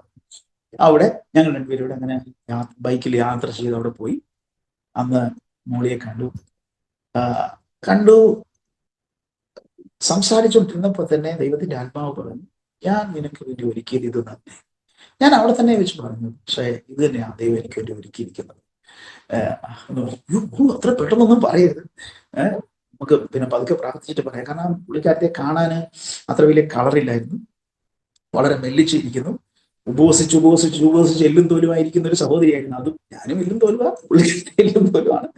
പക്ഷെ ബോബി പാസ്റ്ററിനെ കുറിച്ച് പിന്നെ ചിന്തിച്ചത്, ഇതിലേക്കാൾ കുറച്ചുകൂടെ നല്ല പെണ്ണെ കിട്ടുമല്ലോ, അങ്ങനെ എടുത്തു ചാടി പറയണ്ട എന്നുള്ള ഇതിലാണ് പുള്ളിക്കാരൻ പറഞ്ഞത്. പക്ഷെ ഞാൻ അങ്ങനെ പറഞ്ഞു. പിറ്റേന്ന് നേരെ അവിടുന്ന് പോയത് പ്രധാനിയിലേക്കാണ്. പ്രധാനി എന്ന സ്ഥലത്തേക്ക് സ്ഥലം കാണാനായിട്ട് പോവുക, എൻ്റെ മിഷൻ ഫീൽഡ്. അങ്ങനെ അവിടെ പോയി, അവിടെ ചെന്ന് ഞങ്ങൾ അങ്ങ് ചെന്നു. അപ്പൊ ബോബി പാസ്റ്റർ, മറ്റേ പാസ്റ്ററെ അവിടെ നിന്ന് ഓടിച്ചതിന് ശേഷം ഞങ്ങൾ ഈ പ്രാർത്ഥിച്ചുകൊണ്ടിരുന്ന് കഴിഞ്ഞപ്പോൾ ബോബി പാസ്റ്റർ ഒരു ചാലഞ്ച് ഏറ്റെടുത്തു. വാടക വീട്ടിലായതുകൊണ്ടല്ലേ ഇറക്കി വിട്ടത്, സ്വന്തം വീടാണെങ്കിൽ അത് ഇറക്കി വിടുക. അതുകൊണ്ട് അവിടുത്തെ പ്രവർത്തനത്തിന് വേണ്ടിയിട്ട് സ്വന്തമായിട്ട് വീട് വാങ്ങും എന്ന് തീരുമാനമെടുത്ത് ഞാൻ അവിടെ ചെല്ലുന്നതിന് മുമ്പ് തന്നെ ബോബി പാസ്റ്റർ ആ ഒരു വീട് അവിടെ വിലയ്ക്ക് വാങ്ങി രജിസ്ട്രേഷൻ ഒക്കെ ചെയ്ത് കഴിഞ്ഞിട്ടാണ് ഞങ്ങൾ ചെല്ലുന്നത്. ഇത് ആ നാട്ടുകാർക്ക് ആർക്കും അറിയില്ല, ഇത് വിലക്കെടുത്തത് അങ്ങനെ. ഞങ്ങൾ അവിടെ ബൈക്കിൽ കൊണ്ട് ചെന്നു, ഇറങ്ങി. ഞങ്ങൾ വാതിൽ തുറന്ന് അകത്ത് കയറി. ഇവിടുന്നൊക്കെ ആളുകൾ വരാൻ തുടങ്ങി. കാരണം ആദ്യം വർഗീസ് പാഷ അവിടെ വിട്ടപ്പോഴും ഈ ബോബി പാഷ അവിടെ ചെന്നിട്ട് ബോബി പാഷയ്ക്ക് പരിചയപ്പെട്ടു. അപ്പൊ അവിടുന്ന് ആളുകൾ വരുന്നു. അപ്പം ബോബി പാഷ ഉള്ളിൽ ഒരു ചെറിയ ഭയം, എൻ്റെ ഉള്ളിലും ഭയം. വരുന്നു ആളുകൾ വന്നേച്ച് വണ്ടി നിർത്തുന്നു, നോക്കുന്നു, റൗണ്ട് അടിക്കുന്നു, എന്നിട്ട് പോകുന്നു. പിന്നെ വേറെ രണ്ടുപേരെ കൂട്ടിക്കൊണ്ടുവരും. ഇതെല്ലാം കണ്ടു കഴിഞ്ഞപ്പോഴത്തേക്കും ഇപ്പം ബോയ്പാഷ നമുക്കെന്നാ വിട്ടേക്കടാ, നമുക്ക് പോയിട്ട് പിന്നെ വരാം. ഞാൻ പറഞ്ഞു ബോയ്പാഷ പണിയില്ലേ, ബോയ്പാഷ പോക്കും, ഞാനിവിടെ ഇരിക്കാൻ പോവാം. അങ്ങനെ പുള്ളി ഒത്തിരി എന്നോട് നിർബന്ധിച്ചു, നമുക്ക് പോകാം, അപ്പൊ ഇപ്പൊ വേണ്ട, പിന്നെ നിങ്ങൾ രണ്ടുപേരൂടെ കല്യാണം കഴിഞ്ഞ് രണ്ടുപേരൂടെ വന്നിട്ടുണ്ട്. അതല്ല. അങ്ങനെ ഒരു 7 ദിവസം ഞാൻ അവിടെ ഉപസിച്ച് ഒറ്റയ്ക്ക് അവിടെ ഇരുന്ന് പുള്ളിക്കാരനെ പറഞ്ഞു വിട്ടു. 7 ദിവസം അവിടെ ഇരുന്ന് ശരിക്കും ദൈവസന്നിധി പ്രാർത്ഥിച്ചു. തിരിച്ചു ചെന്നു. പിന്നെ അധികം വൈകാതെ തന്നെ എനിക്ക് കല്യാണം നടന്നു. കല്യാണം നടന്നൊക്കെ എനിക്ക് ഇന്നും ഒരു മിസ്റ്ററി ആയിട്ട് തോന്നുന്നു. വീടില്ല, വീട്ടിൽ കയറ്റത്തില്ല, സ്വന്തമായൊരു വരുമാനമില്ല, സഭയില്ല. അങ്ങനെ ഒരുത്തന് ആ വീട്ടിൽ അത്രയും നല്ല ഒരു കുടുംബക്കാർ, അത്രയും നല്ല ഒരു സഹോദരിയെ എനിക്ക് എങ്ങനെ കല്യാണം കഴിച്ചു, ഇന്നും എനിക്കൊരു മിസ്റ്ററിയാണ്. അവളുടെ ആങ്ങളെ ഒരു പാസ്റ്ററാണ്, ഒരു നല്ല അറിയപ്പെടുന്ന സ്പിരിച്വൽ ലീഡറാണ്. അവർക്ക് എങ്ങനെ എന്നെ പോലെ ഒരാൾക്ക് ആ മോളെ തരാൻ തോന്നി എന്നുള്ളത് ഞാൻ കൃത്യമായിട്ട് പറഞ്ഞു, എന്റെ അവസ്ഥ ഇങ്ങനെയൊക്കെയാണ്. എങ്കിലും അവരെനിക്ക് തന്നു. അപ്പം എനിക്കൊരു വാശിയുണ്ടായിരുന്നു, എന്റെ വീട്ടിൽ നിന്ന് ഇറക്കി വിട്ടതല്ലേ, കല്യാണമെങ്കിൽ എന്റെ വീട്ടിൽ മുറ്റത്ത് നടന്നു. വീട്ടിൽ എൻ്റെ അപ്പനും അമ്മയും സഹോദരനും പെരയ്ക്കകത്ത്, മുറ്റത്ത് ഞാൻ ഒരു പ്ലാസ്റ്റിക് പടുത വലിച്ചു കിട്ടി, നീല കളറുള്ള ഒരു പ്ലാസ്റ്റിക് പടുത വലിച്ചു കിട്ടി. ഒരു പന്തലിടാൻ പോലും വരാത്തതുകൊണ്ട് ഒരു പ്ലാസ്റ്റിക് പടുത എന്റെ കൂട്ടുകാരന്റെ വീട്ടിൽ നിന്ന് മേടിച്ചുകൊണ്ടൊന്ന് വലിച്ചു കിട്ടി. അതിനകത്തായിരുന്നു കല്യാണം. പന്തൽ. കല്യാണക്കാരൊക്കെ വീട്ടിൽ വന്നപ്പോൾ പെണ്ണും പെണ്ണിന്റെ ആങ്ങളമാരും ഒക്കെ വന്നു കഴിഞ്ഞപ്പോൾ എൻ്റെ ചേച്ചിമാരും അവരൊക്കെ മുണ്ടുകോട് നിന്നും മുത്തൂര് എന്ന് പറയുന്ന സ്ഥലത്ത് എൻ്റെ വീട്ടിൽ വരുമ്പോ അന്ന് നല്ല മഴയുണ്ട്. എനിക്ക് പിന്നെ അത്ര സീരിയസ് ആയിട്ടൊന്നും തോന്നിയില്ല. പക്ഷെ പിന്നീട് അറിഞ്ഞത് അവരെല്ലാം അവിടെ വന്നിട്ട് മാറി നിന്ന് കരയുമായിരുന്നു. അവർക്കറിയില്ല, പാസ്റ്റർ ചേട്ടനും മാത്രം ഒരു കുലുക്കമില്ലായിരുന്നു, മറ്റുള്ള സഹോദരങ്ങളൊക്കെ കരയുമായിരുന്നു. ഏത് പ്രായത്തിലേക്കാണ് ഞങ്ങളുടെ സഹോദരിയെ കൊണ്ടേ തള്ളുന്നേ? ഒരു കാട്, അതിനിടയ്ക്ക് അടുത്തൊന്നും വീടുമില്ല, ഇവനാണെങ്കിൽ വീട്ടിൽ ആരും അല്ല. ഇങ്ങനെ ഒരു പടുതയൊക്കെ വലിച്ചു കെട്ടിയേച്ച് അവിടെ ഒരു കല്യാണം. 10-40-50 പേര് വന്നു. അങ്ങനെ കല്യാണം കഴിഞ്ഞു. വീട്ടിൽ നിന്ന് എൻ്റെ അപ്പനും അമ്മയും ജനലിൽ കൂടെ ഇങ്ങനെ നോക്കുന്നു എന്നല്ലാണ്ട് സഹകരിച്ചിട്ടില്ല. എൻ്റെ ഏളെ പെങ്ങളും അളിയനും വന്നു സഹകരിച്ചു. അനിയൻ കാഴ്ചക്കാരനെ പോലെ നിന്നു, അനിയനും എൻ്റെ ഒരു ഭാര്യ. അങ്ങനെ കല്യാണമൊക്കെ കഴിഞ്ഞു. അന്ന് ഞങ്ങൾ വീട്ടിൽ തങ്ങി, പിറ്റേന്നും തങ്ങി. 3-ാം പക്കം രാവിലെ ഞങ്ങൾ അവിടുന്ന് വീട്ടിൽ നിന്ന് ഇറങ്ങി. ഈ 3 ദിവസം അന്ന് കല്യാണത്തിന് സാബു ബ്രദറും അബ്രഹാം പാഷും ബോബി പാഷും കൂടെ ഒരു അബ്രഹാം ഉണ്ടായി, കൊച്ചബ്രഹാം എന്നാണ് ഞങ്ങൾ വിളിച്ചുകൊണ്ടിരുന്നത്. ഈ 4 പേര് കൂടിയാണ് എനിക്ക് കല്യാണത്തിന് ഭക്ഷണം പാകം ചെയ്തത്, കല്യാണ സദ്യ പാകം ചെയ്തത്. അവർ പാകം ചെയ്ത ഭക്ഷണം ആളുകൾ ഉണ്ടതിന് ശേഷം ബാക്കിയുണ്ടായിരുന്നു. ഒരു മരുമകൾ, കല്യാണം കഴിഞ്ഞ് വീട്ടിൽ ഒരു മകൾ വന്നു, അവൾക്ക് വേണ്ടി ഒരു ഭക്ഷണം വെച്ചു കൊടുക്കാൻ പോലും എൻ്റെ അമ്മയോ എൻ്റെ അനുജത്തിയോ ആരും കൂട്ടാക്കിയില്ല. ബാക്കി വന്ന് ഭക്ഷണം ചൂടാക്കി അവർക്കും കൊടുത്ത് ഞങ്ങളും കഴിച്ചു. എന്നാൽ 3-ാം ദിവസം രാവിലെ ഞങ്ങൾ വീട്ടിൽ നിന്ന് ഇറങ്ങുമ്പോഴേക്കും ഈ അത്രയും ആളുകളെ എൻ്റെ ഭാര്യ കയ്യിലെടുത്തു. 3-ാം പക്കം രാവിലെ ഞാൻ പ്രാർത്ഥിച്ചിറങ്ങുക. ഞാൻ പറഞ്ഞു അപ്പനോടും അമ്മയോടും, ഞങ്ങളുടെ മിഷൻ ഫീൽഡിലേക്ക് പോകും, ഇനി ഞങ്ങളെ ഒരു ശല്യം ഉണ്ടായി. എൻ്റെ അപ്പൻ കരയുന്നത് ഞാൻ ആദ്യമായിട്ടാണ്. എൻ്റെ അപ്പൻ എന്നെ കെട്ടിപ്പിടിച്ച് പൊട്ടി പൊട്ടി പൊട്ടി കരഞ്ഞു. ദൈവം നിന്റെ കൂടെ ഇരിക്കും മക്കളെ എന്ന് പറഞ്ഞു. എനിക്കറിയാം നീ തെരഞ്ഞെടുത്ത വഴി നല്ലതാ, നിനക്ക് ദൈവം കൈവിടത്തില്ല എന്നപ്പം പറഞ്ഞു. അനിയൻ പൊട്ടിക്കരഞ്ഞു, അനുജത്തി പൊട്ടിക്കരഞ്ഞു, അമ്മ പൊട്ടിക്കരഞ്ഞു. കല്യാണം കഴിഞ്ഞ് 3-ാം പക്കം അവരുടെ കണ്ണുനീരൊക്കെ കണ്ട് ഞങ്ങൾ അവിടുന്ന് യാത്രയായി. അവിടുന്ന് മോളിയുടെ വീട്ടിൽ ആദ്യം പോയി. അതിന്റെ പിറ്റേന്ന് ഞങ്ങൾ നേരെ മിഷൻ ഫീൽഡിലേക്കാണ്. 2 ആഴ്ച കഴിഞ്ഞ് ഞങ്ങൾ തിരിച്ച് എന്തായാലും വീട്ടിൽ ചെല്ലാം. 2 ആഴ്ച കഴിഞ്ഞ് ഞാൻ വീട്ടിൽ വരുമ്പോൾ എൻ്റെ അപ്പനും അമ്മയും സ്നാനപ്പെട്ട് കഴിഞ്ഞിരുന്നു. ദൈവത്തിന് സ്തോത്രം. സാമർഥ്യമുള്ള ഭാര്യ ആർക്ക് കിട്ടും? ഞാൻ എപ്പോഴും പറയാറുണ്ട് ഈ വാക്യം, സാമർഥ്യമുള്ള ഭാര്യ ആർക്ക് കിട്ടും? ജോയിക്ക് കിട്ടും. ഞാൻ പലപ്പോഴും പറയാറുണ്ട്. അങ്ങനെ അപ്പനും അമ്മയും ഞാൻ പോലും അവിടെ ഇല്ലാത്ത, ഞാൻ വരുന്നതിന് മുമ്പ് ഒരു സർപ്രൈസ് ആയിട്ട്, ഒരു സസ്പെൻസ് ആയിട്ട് അവര് സാബു ബ്രദറിന്റെ വീട്ടിൽ പ്രാർത്ഥനയ്ക്ക് പോയി. ഇതേ അബ്രഹാം പാഷയെ വിളിച്ചു വരുത്തി അബ്രഹാം പാഷയിൽ നിന്നും സ്നാനമേൽക്കും. അബ്രഹാം പാഷ കൈക്കീഴിൽ അവർ വിശ്വാസ സ്നാനമേൽക്കുവാനിടയായി. അങ്ങനെ ഞങ്ങളുടെ മിഷൻ പ്രവർത്തനം ആരംഭിച്ചു. ദൈവം അന്ന് ഇറങ്ങിയപ്പോൾ എന്നോട് പറഞ്ഞതാണ്, ഞാൻ എങ്ങോട്ട് പോകുപ്പാ എന്ന് നിലവിളിച്ചപ്പോൾ പറഞ്ഞ ഞാൻ കൂടെ ഉണ്ടായത്. ഇന്ന് വരെ കർത്താവ് കൂടെ ഇരുന്ന് വഴി നടത്തും. ദാണ്ടേലിയില് പ്രധാനി എന്ന സ്ഥലത്ത് 3 വർഷം പ്രവർത്തിച്ചു. പയനിയർ വർക്ക് അവിടെ ഒരു സഭയായി. അതിനുശേഷം അവിടുന്ന് ഒരു ദൈവിക നിയോഗത്തോടെ മധ്യ കർണാടകയുടെ പ്രദേശത്തേക്ക് സുവിശേഷം പയനിയർ വർക്കിന് വേണ്ടി പോയി. അവിടെ വളരെ ശക്തമായി ദൈവം ഉപയോഗിക്കാനിടയായി തീർന്നു. 100 കണക്കിന് ആത്മാക്കളെ അവിടുന്ന് നേടി. 9 മാസവും 9 ദിവസവും കഴിഞ്ഞപ്പോൾ കർത്താവ് എന്നോട് പറഞ്ഞു, ഇവിടുന്ന് പോകാൻ. ആ സമയം വാസ്തവത്തില് ഞങ്ങളവിടെ ചെന്നൊരു 3 മാസമൊക്കെ ആയി കഴിയുമ്പോഴത്തേക്കും ശക്തമായ ഉണർവൊന്ന് പൊട്ടിപ്പുറം. അത്ഭുതങ്ങളും അടയാളങ്ങളും ജനമാനസാന്തരങ്ങളും ഭൂതങ്ങൾ വിട്ടുപോകുന്നു. അങ്ങനെ അതോടുകൂടി പീഡനം വന്നു. അവിടെയുള്ള സുവിശേഷ വിരോധികൾ വിശ്വാസികളെ അടിച്ചു, ഞങ്ങളെ അടിച്ചു, കൊല്ലാൻ ശ്രമിച്ചു, കൈ കിട്ടിയില്ല. അവസാനം അവരെന്നെ കൊല്ലും എന്നുള്ളൊരു സാഹചര്യമായി കഴിഞ്ഞപ്പോൾ എന്നോട് ബോബി പാസ്റ്ററാണ് എന്നെ അന്ന് സപ്പോർട്ട് ചെയ്തു. ഒരു അത്യാവശ്യം എനിക്ക് വാടക കൊടുക്കാനും മറ്റു കാര്യങ്ങൾക്കൊക്കെ ആയിട്ട് ഒരു സാമ്പത്തിക സപ്പോർട്ട് അന്ന് 1500 രൂപ 2000 രൂപ എന്ന് പറയുന്ന അന്ന് വലിയൊരു തുകയാണ്. അത്രയും തന്ന് എന്നെ സഹായിച്ചുകൊണ്ടിരുന്നു. ബോബി പാസ്റ്റർ എന്നോട് പറഞ്ഞു, നീ അവിടെ നിൽക്കരുത്, നിന്നെ അവർ കൊല്ലും. അപ്പോൾ എനിക്കൊരു സെക്കൻഡ് ഹാൻഡ് മോട്ടോർ സൈക്കിൾ മേടിച്ചു വന്നിരുന്നു. ഞാൻ അത് ഉപയോഗിച്ചുകൊണ്ടാണ് വണ്ടി ഈ ഗ്രാമങ്ങളിലൊക്കെ പോയിക്കൊണ്ടിരുന്നത്. ഒരാഴ്ച 25ഓളം ഗ്രാമങ്ങൾ ഞാൻ കവർ ചെയ്തിരുന്നു, സുവിശേഷം അറിയിച്ചു. ഞാൻ പോകുന്നിടത്തൊക്കെ എന്നെ ആളുകൾ ഫോളോ ചെയ്യാൻ തുടങ്ങി. ഞാൻ ഒറ്റയ്ക്ക് പോകുന്നിടത്ത് ഉറപ്പായിട്ടും ആരെങ്കിലും എൻ്റെ പുറകെ വരുന്നു എന്നുള്ള ഇതൊക്കെ തുടങ്ങി. അപ്പോഴേക്കും സംഗതി പന്തിയല്ല, ഇവിടുന്ന് പോകണം എന്നുള്ളൊരു എന്നോട് പല ആളുകളും പറഞ്ഞു, നിന്നെ അവർ കൊല്ലും. കാരണം അവിടെ ഏകദേശം 120ഓളം കുടുംബങ്ങൾ കർത്താവിലേക്ക് വന്നു കഴിഞ്ഞിരുന്നു.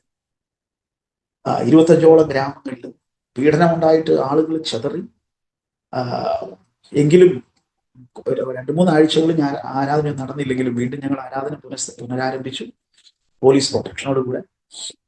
എങ്കിലും ഇങ്ങനെയുള്ള ഒരു ത്രെട്ട് ഉണ്ടായിരുന്നു. അങ്ങനെ എനിക്ക് ഭൂരിഭാഷം നിർബന്ധിച്ചു, നീ മറ്റൊരു സ്ഥലത്തിന് വേണ്ടി പ്രാർത്ഥിക്കും. അപ്പൊ ഇങ്ങനെ പ്രാർത്ഥിച്ചുകൊണ്ടിരിക്കുന്ന സമയത്ത് ദൈവാത്മാവ് പറഞ്ഞു, അപ്പൊ 9 മാസം കഴിഞ്ഞു, ഹെബ്രി എന്ന സ്ഥലത്തേക്ക് പോകാം. പണ്ടൊരിക്കൽ ഞാൻ ഹെബ്രിയിൽ വന്നിട്ട് ഈ ഹെബ്രിയിൽ ദൈവവേല ഉണ്ടോ, ഇവിടെ ഹെബ്രി ദൈവവേല വേണം എന്നൊക്കെ പറഞ്ഞൊരു പിന്നെ ഉടുപ്പിയിലുള്ള ഒരു ചർച്ചിൽ പോകുന്ന ഒരു അങ്കിൾ ഉണ്ടായിരുന്നു, സൈമൺ എന്ന് പറഞ്ഞ കെബിയിൽ വർക്ക് ചെയ്യുന്ന ഒരു അങ്കിൾ ഉണ്ടായിരുന്നു. അദ്ദേഹത്തിന്റെ വീട്ടിൽ ഒരു രാത്രി താമസിച്ച് രാത്രി മുഴുവൻ പ്രാർത്ഥിച്ചിട്ടാണ് ഞാൻ പോയത്. അതിനുശേഷമാണ് ഞാൻ ഈ പറയുന്ന ദാവൺഗര ഉച്ചങ്കിദുർഗ എന്ന് പറയുന്ന ആ ഒരു കുഗ്രാമത്തിലേക്ക് പോകും. അപ്പോൾ പിന്നീട് ഞാൻ എങ്ങോട്ടാ പോകണ്ടേ എന്ന് പ്രാർത്ഥിച്ചപ്പോൾ കറക്റ്റ് ഹെബ്രി എന്നുള്ള സ്ഥലമാണ് ദൈവം എന്നെ കാണിച്ചത്. ഞാൻ ഹെബ്രിയിലേക്ക് വന്നു കഴിഞ്ഞപ്പോൾ വരുമ്പോഴത്തെ സ്ഥിതി എന്താണെന്ന് ചോദിച്ചാൽ, അപ്പോൾ ബോബി പാസ്റ്റർ ഇവിടെ ഇല്ല. ബോബി പാസ്റ്റർ അമേരിക്കയ്ക്ക് പോയി. സപ്പോർട്ടുകളൊന്നും ഇല്ല. ഞാൻ ഇവിടെ വരികയും ചെയ്തു. വരുന്ന സാഹചര്യം എന്താണെന്ന് ചോദിച്ചു കഴിഞ്ഞാൽ കയ്യിൽ കാശില്ല, സപ്പോർട്ട് ചെയ്യാൻ ആളില്ല. സൈമൺ അങ്കിൾ ഒരു മുറി താമസിക്കാൻ. അപ്പം ഭാര്യയും, അപ്പൊ അതിനോടകം 2 മക്കളും, എനിക്ക് പ്രധാനിയിൽ വെച്ച് തന്നെ 2 കുഞ്ഞുങ്ങളുണ്ടായിരുന്നു, ജോഷുവയും മോസസും. അത് വലിയൊരു മറ്റൊരു സാക്ഷ്യമാണ്. ഞാൻ കർണാടകയുടെ ഭൂപടത്തെ കണ്ണുനീര് കൊണ്ട് കഴുകിയ അതിനെ ചൊല്ലി ദൈവം എനിക്കൊരു ദർശനം തന്നിരുന്നു. ആ ദർശനം തന്നിട്ട് കർത്താവിനോട് പറഞ്ഞു, നീ എന്ത് പ്രാർത്ഥിക്കുന്നു അത് നിന്റെ ആയുഷ്കാലത്തിനുള്ളിൽ തന്നെ നീ കാണും. അതിനടയാളമായിട്ട് നിന്റെ ഭാര്യ ഗർഭം ധരിച്ചിരിക്കുന്നു, ഒരാൺകുഞ്ഞിനെ അവൾ പ്രസവിക്കും, അവന് ജോഷുവ എന്ന് പേരിടും. ജോഷുവ കാനാൻ ദേശം പിടിച്ചടക്കിയതുപോലെ ദൈവജനം കാനാൻ ദേശത്തെ ഈ കർണാടകയെ പിടിച്ചടക്കുന്നത് നിന്റെ കണ്ണുകൊണ്ട് കാണും, എന്നോട് സ്വപ്നത്തിൽ ഇടപെട്ടു. അങ്ങനെ ഞാന് കുഞ്ഞ് ഒരു 2 മാസത്തോളം ഉള്ളിലുള്ളപ്പോൾ ജോഷുവ എന്ന് പേരിട്ടു. ബൈബിളിൽ എഴുതി വെച്ചു ജോഷുവ എന്ന്. ഞാൻ പ്രാർത്ഥിക്കുന്ന വിഷയത്തിന് ജോഷുവ പ്രൊജക്ട് എന്ന് തന്നെ പേരിട്ടു. അങ്ങനെ പ്രാർത്ഥിച്ചുകൊണ്ടിരിക്കുക. അങ്ങനെയാണ് ഓക്കെ ഉം, അങ്ങനെയാണ് ജോഷുവ ഉണ്ടായത്. അതിനുശേഷം പിന്നീട് മോസസ് ഉണ്ടായി. അപ്പം ഞാൻ ഹെബ്രി എന്ന് പറഞ്ഞ സ്ഥലത്ത് വരുമ്പോൾ 2 കുട്ടികളുണ്ട്, ഭാര്യയുണ്ട്. ആ, ജീവിതം കഴിയണം, സുവിശേഷ പ്രവർത്തനം ചെയ്യണം. അപ്പൊ ഞങ്ങൾ തമ്മിൽ തമ്മിൽ സംസാരിച്ചു. അപ്പൊ അളിയൻ പറഞ്ഞു, പാസ്റ്റർ അളിയൻ പറഞ്ഞു, അവിടെ ബൈബിൾ സ്കൂൾ നടത്തുന്നുണ്ട്, ആ മോളിയെ പിള്ളേരെ ഇങ്ങോട്ട് വിട്ടാൽ അവൾ ബൈബിൾ സ്കൂളിൽ പഠിപ്പിക്കുകയോ ചെയ്യുമ്പോൾ ഒരു ശമ്പളം കിട്ടും, അത് സുവിശേഷ വേലയ്ക്ക് സപ്പോർട്ടാവും, തൽക്കാലം നീ തന്നെ അങ്ങ് പോകും. അങ്ങനെ ഞാൻ അത് കേട്ട് ഒറ്റയ്ക്ക് ഫെബ്രുവരിയിൽ വന്നു. സൈമനങ്ങൾ തന്ന ആ ഒരു മുറി, 10x10 ഒരു മുറിയാണ്. അതിനകത്ത് ചായ അകത്തുവോ ഭക്ഷണം ഉണ്ടാക്കുകയോ കിടക്കുകയോ പ്രാർത്ഥിക്കുകയോ എന്ത് ചെയ്യണം, ഒറ്റ മുറിയുള്ളൂ. ആരെങ്കിലും വന്നാൽ അവരുടെ സുവിശേഷം പറയണമെങ്കിലും പ്രാർത്ഥിക്കണമെങ്കിലും ആരാധിക്കണമെങ്കിലും ഒറ്റ മുറി. അതിലിരുന്ന് 21 ദിവസം ദൈവസന്നിധിയിൽ പ്രാർത്ഥിക്കാൻ. ദൈവമേ, നീ എന്തിനാ എന്നെ ഇവിടെ കൊണ്ടുവന്നു, നീ എന്നോട് സംസാരിക്കും എന്നെ നടന്നു. അങ്ങനെ പ്രാർത്ഥിച്ചുകൊണ്ടിരിക്കുമ്പോൾ അവിടെ എന്നോടൊരു കാര്യം, നീ ഈ ദേശത്ത് പാർക്കണം, ഞാൻ ഈ ദേശം നിനക്ക് കൈവശമാണ്. ഞാൻ ആ വാക്ക് കേട്ട് ഭയങ്കര സന്തോഷമായി. ഞാൻ ഇങ്ങനെ പ്രാർത്ഥിച്ചുകൊണ്ടിരിക്കുക. പിന്നെ 21 ദിവസം നല്ല സ്പീഡിൽ അങ്ങ് പോയി. 21ാമത്തെ ദിവസം ഉപവാസം കഴിഞ്ഞ് ആ മുഖം കഴുകി പുറത്തു വരുമ്പോണ്ട് മോളിയും പിള്ളേരും ബൈബിൾ കോളേജ് ജീവിതമൊക്കെ വിട്ട് നേരെ വന്നു. അവള് പറഞ്ഞു, നമ്മൾ രണ്ടും ഒന്നിച്ചു നിന്ന് വേല ചെയ്യാനാണ് ദൈവം വിളിച്ചത്. അപ്പൊ അതുകൊണ്ട് ഞാൻ എന്തായാലും നിങ്ങളുടെ കൂടെ നിന്ന് നമുക്ക് ഒന്നിച്ച്, പട്ടിണിയാണെങ്കിൽ ഒരുമിച്ച് പട്ടിണി കിടക്കാം, സുവിശേഷ വേല ചെയ്യുവാണെങ്കിൽ ഒന്നിച്ച് സുവിശേഷ വേല, മരിക്കണം ഒന്നിച്ച് മരിക്കാം. അപ്പൊ അതുകൊണ്ട് ഞാൻ പോന്നു എന്ന് പറഞ്ഞു. ഞാൻ ഇന്ന് തന്നെ എന്നാ വരാൻ കാരണം, ഒരാഴ്ച മുമ്പ് എന്താ വരാത്തെ? എനിക്ക് ഇന്നലെ തോന്നി വരണമെന്ന് തോന്നി. ഉപവാസം എടുക്കാൻ, പ്രാർത്ഥിച്ച് ദൈവശബ്ദം കേൾക്കാൻ പറ്റിയ ഒരു പിരീഡ് ദൈവം ഒരുക്കി. അങ്ങനെ ഞങ്ങള് വേല ആരംഭിച്ചു. പക്ഷെങ്കിൽ എന്നെ കേൾക്കുന്ന എൻ്റെ പ്രിയ സഹോദരങ്ങളെ, ഒരു 3 വർഷം ഞാൻ കടന്നുപോയ അവസ്ഥയിൽ കൂടെ ഇരുന്ന് പ്രാർത്ഥിക്കാൻ ഒരു വിശ്വാസി, ഒരു വരുമാനം, ഇവിടെ ഒരാളോട് സുവിശേഷം പറയാൻ ഒക്കത്തില്ല. ഞാൻ ഒരാളെ പോയി പരിചയപ്പെട്ടാൽ, ഞാൻ പരിചയപ്പെട്ട് സംസാരിച്ച് സൗഹൃദമൊക്കെ ആക്കിയിട്ട് ഇങ്ങോട്ട് മാറുമ്പോഴേക്കും ഒരാൾ അടുക്ക വരും. അത്ര നെറ്റ്വർക്കാണ്. അവിടെ വരും, ആരാളയാള്, എന്തിനാ വന്നത്, നിന്നോട് എന്താ സംസാരിച്ചത്, നിന്നോട് മതം മാറാൻ പറഞ്ഞു, ഇനി എന്താണ് നിങ്ങൾ തമ്മിൽ കാണുന്നത്. ഇത് സ്ഥിരമായി നടന്നുകൊണ്ട് എനിക്ക് ഒരാൾ ശരിക്കും സുവിശേഷം പോലും പറയാൻ പറ്റാത്ത സാഹചര്യം. ഡ്രൈ എന്ന് പറഞ്ഞാൽ ഡ്രൈ. 120 കുടുംബങ്ങളുള്ള ഒരു സഭയെ മറ്റൊരാൾക്ക് തിരുവാതിര ഏൽപ്പിച്ചു കൊടുത്തേച്ച് ഒന്നുമില്ലാതെ വട്ടപൂജ്യത്തിലേക്ക് വന്നാണ് ഞാൻ ഇവിടെ പ്രവർത്തനം തുടങ്ങി. അങ്ങനെ പ്രഭൂസിക്കുന്നു, പ്രാർത്ഥിക്കുന്നു, ഉപൂസിക്കുന്നു, പ്രാർത്ഥിക്കുന്നു, യാതൊരു മാറ്റവും ഇല്ല. കഷ്ടിച്ച് കാര്യങ്ങളൊക്കെ നടന്നു പോകും. അങ്ങനെ കഴിയുമ്പോൾ ഈ 3 വർഷക്കാലത്തോളം കഴിഞ്ഞപ്പോഴേക്കും എൻ്റെ ഉള്ളിൽ ചിന്ത കയറാൻ തുടങ്ങി, മക്കളെ സ്കൂളിൽ ചേർത്തിട്ടില്ല, 3 വർഷം വേസ്റ്റ്, 9 മാസം കൊണ്ട് അവിടെ ഉഴുതു മറിച്ചതാണ് ഞാൻ. അപ്പോൾ എൻ്റെ പാസ്റ്റർ എന്നോട് പറഞ്ഞു, ജോയി, നീ ഹെബ്രി നിൽക്കുന്നത് ഇത്ര നന്നല്ല, നീ ഇങ്ങ് പോരെ, ബൈന്ദൂർക്ക് നമ്മുടെ അടുത്തേക്ക് പോരെ. ഇവിടെ ആകുമ്പോൾ എനിക്ക് ട്രാൻസ്ലേഷൻ ചെയ്യാൻ ഒരാൾ വേണം, ഒരു അസിസ്റ്റന്റ് വേണം, പിന്നെ ചിൽഡ്രൻസ് ഹോം ഉണ്ട്, അതിന് അത് നോക്കണം, അതുകൊണ്ട് ഇങ്ങോട്ട് പോരെ. കുട്ടികളെ ഇനി LKG പോലും, മൂത്ത മോനെ 1ാം ക്ലാസ്സിൽ ചേർക്കേണ്ട പ്രായമായി, LKG പോലും ചേർത്തിട്ടുമില്ല. നീ പിള്ളേരുടെ ഭാവി നശിപ്പിക്കരുത്, ഇങ്ങോട്ട് പോരെ, സ്കൂളിൽ ചേർക്കാനുള്ള കാര്യങ്ങളൊക്കെ ഞാൻ നോക്കാം, ഫീസൊക്കെ ഞാൻ അടച്ചോളാം, അതിനെക്കുറിച്ച് ടെൻഷൻ അടിക്കട്ടെ. വാടകയും ഉണ്ട്, ചർച്ചുണ്ട്, പാർസനേജ് ഉണ്ട്, വാടകയുടെ ആവശ്യം വരുന്നില്ല, ജീവിതം നടന്നു പോകും. അപ്പൊ ഇങ്ങനെ പല പ്രാവശ്യം പുള്ളി നിർബന്ധിച്ചപ്പോൾ ഞാൻ അദ്ദേഹത്തിന് ചേർന്നു. എന്നെ കൂട്ടിക്കൊണ്ട് സ്കൂളിൽ പോയി, അവിടെയുള്ള പ്രിൻസിപ്പാലുമായിട്ട് സംസാരിച്ചു, ആപ്ലിക്കേഷൻ ഫോമിന് പൈസ കൊടുത്ത് പുള്ളി തന്നെ വാങ്ങി. എന്നിട്ട് എന്നോട് പറഞ്ഞു, ചെന്നിട്ട് മോളിയോട് കാര്യം പറഞ്ഞ് ധരിപ്പിക്കണം.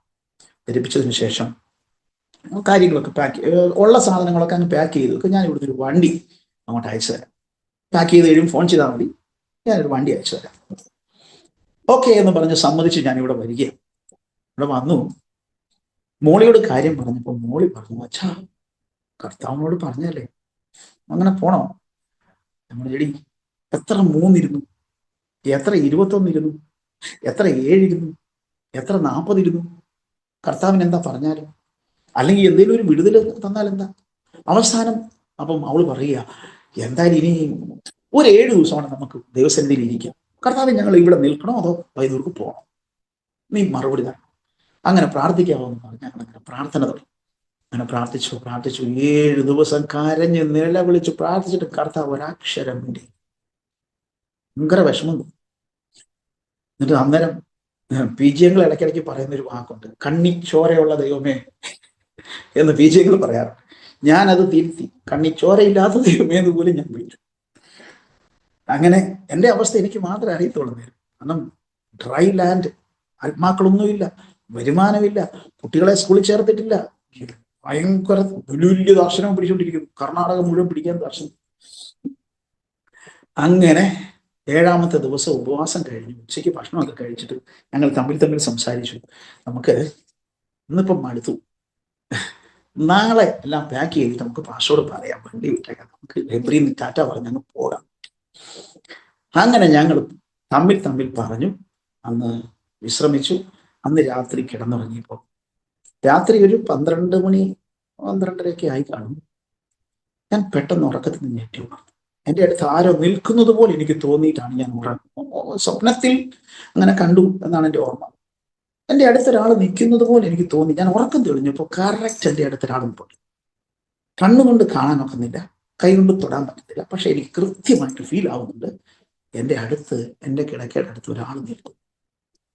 പക്ഷെ ഞാൻ ആളുടെ സാമീപ്യം എന്ന് പറയുന്നത് അന്തരീക്ഷത്തെ ആകെ മാറ്റുന്നു. പെട്ടെന്ന് എനിക്ക് തോന്നുക ഇത് കർത്താവാണ്, ഇത് കർത്താവാണെന്ന് തോന്നുകയും പെട്ടെന്നൊരു ശബ്ദം, ഞാൻ ഇപ്പം സംസാരിക്കുന്ന എൻ്റെ സ്വരം നിങ്ങൾ കേൾക്കുന്ന പോലെ തന്നെ ലൈവായിട്ട് ഞാൻ കേൾക്കുകയാണ്. എൻ്റെ വാക്കിന് ഇത്ര വിലയെ നീ കൽപ്പിച്ചിട്ടുണ്ടോ?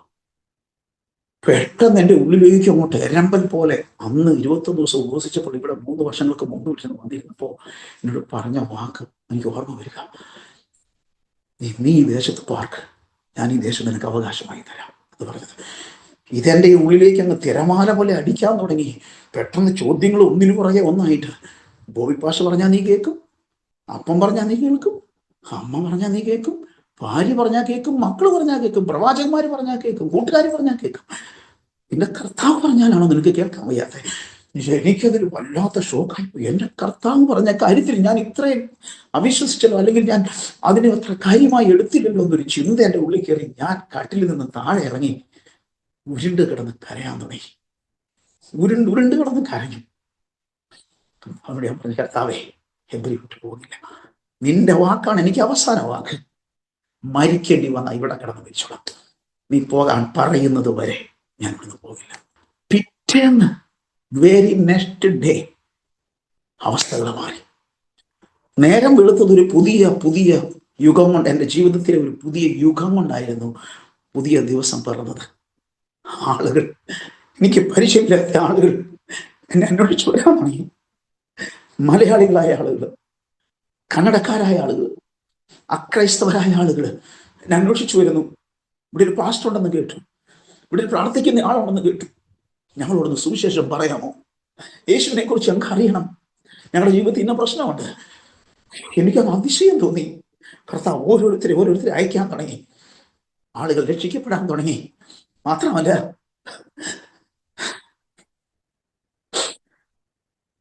ചില ദിവസങ്ങളിൽ കുട്ടികൾക്ക് പാൽ എങ്ങനെ വാങ്ങിക്കൊടുക്കും?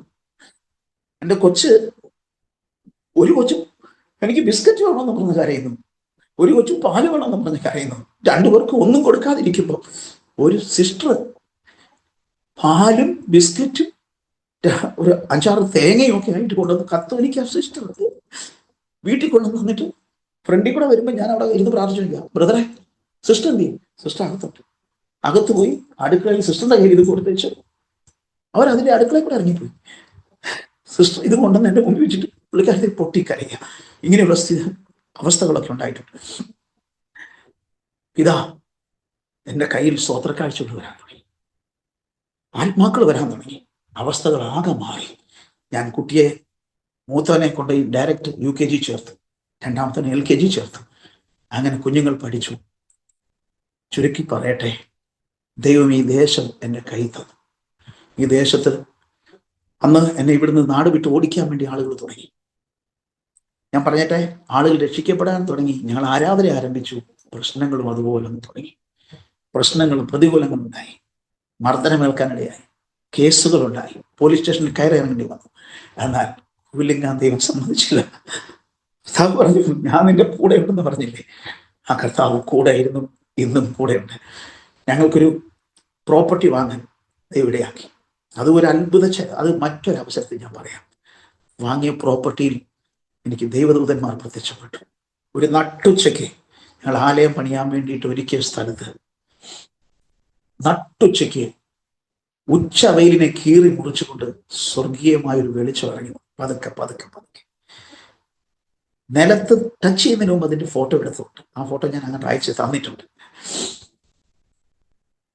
അത് എൻ്റെ അനന്തരവൻ അതിന്റെ ഫോട്ടോ എടുത്തപ്പോഴത്തേക്ക് അത് അവിടുന്ന് മൂവായി മറ്റൊരിടത്ത് വന്ന് അത് നിലയുറപ്പിച്ചു. അതിൻ്റെയും ഫോട്ടോ എടുത്ത് ആ ഫോട്ടോ ഇപ്പോഴും ഞങ്ങളുടെ കൈവശമുണ്ട്. അവിടെയാണ് ഇപ്പൊ ചർച്ച് പണിതിരിക്കുന്നത്. ചർച്ച് നല്ല മനോഹരമായ ചർച്ച്. നല്ല ഞങ്ങൾ പിന്നെ ദൈവകൃപ ചിൽഡ്രൻസ് ഹോം തുടങ്ങി. ഇന്ന് ഞങ്ങളുടെ 40ഓളം ആൺകുട്ടികൾ, അനാഥ കുട്ടികൾ പഠിക്കുന്നു.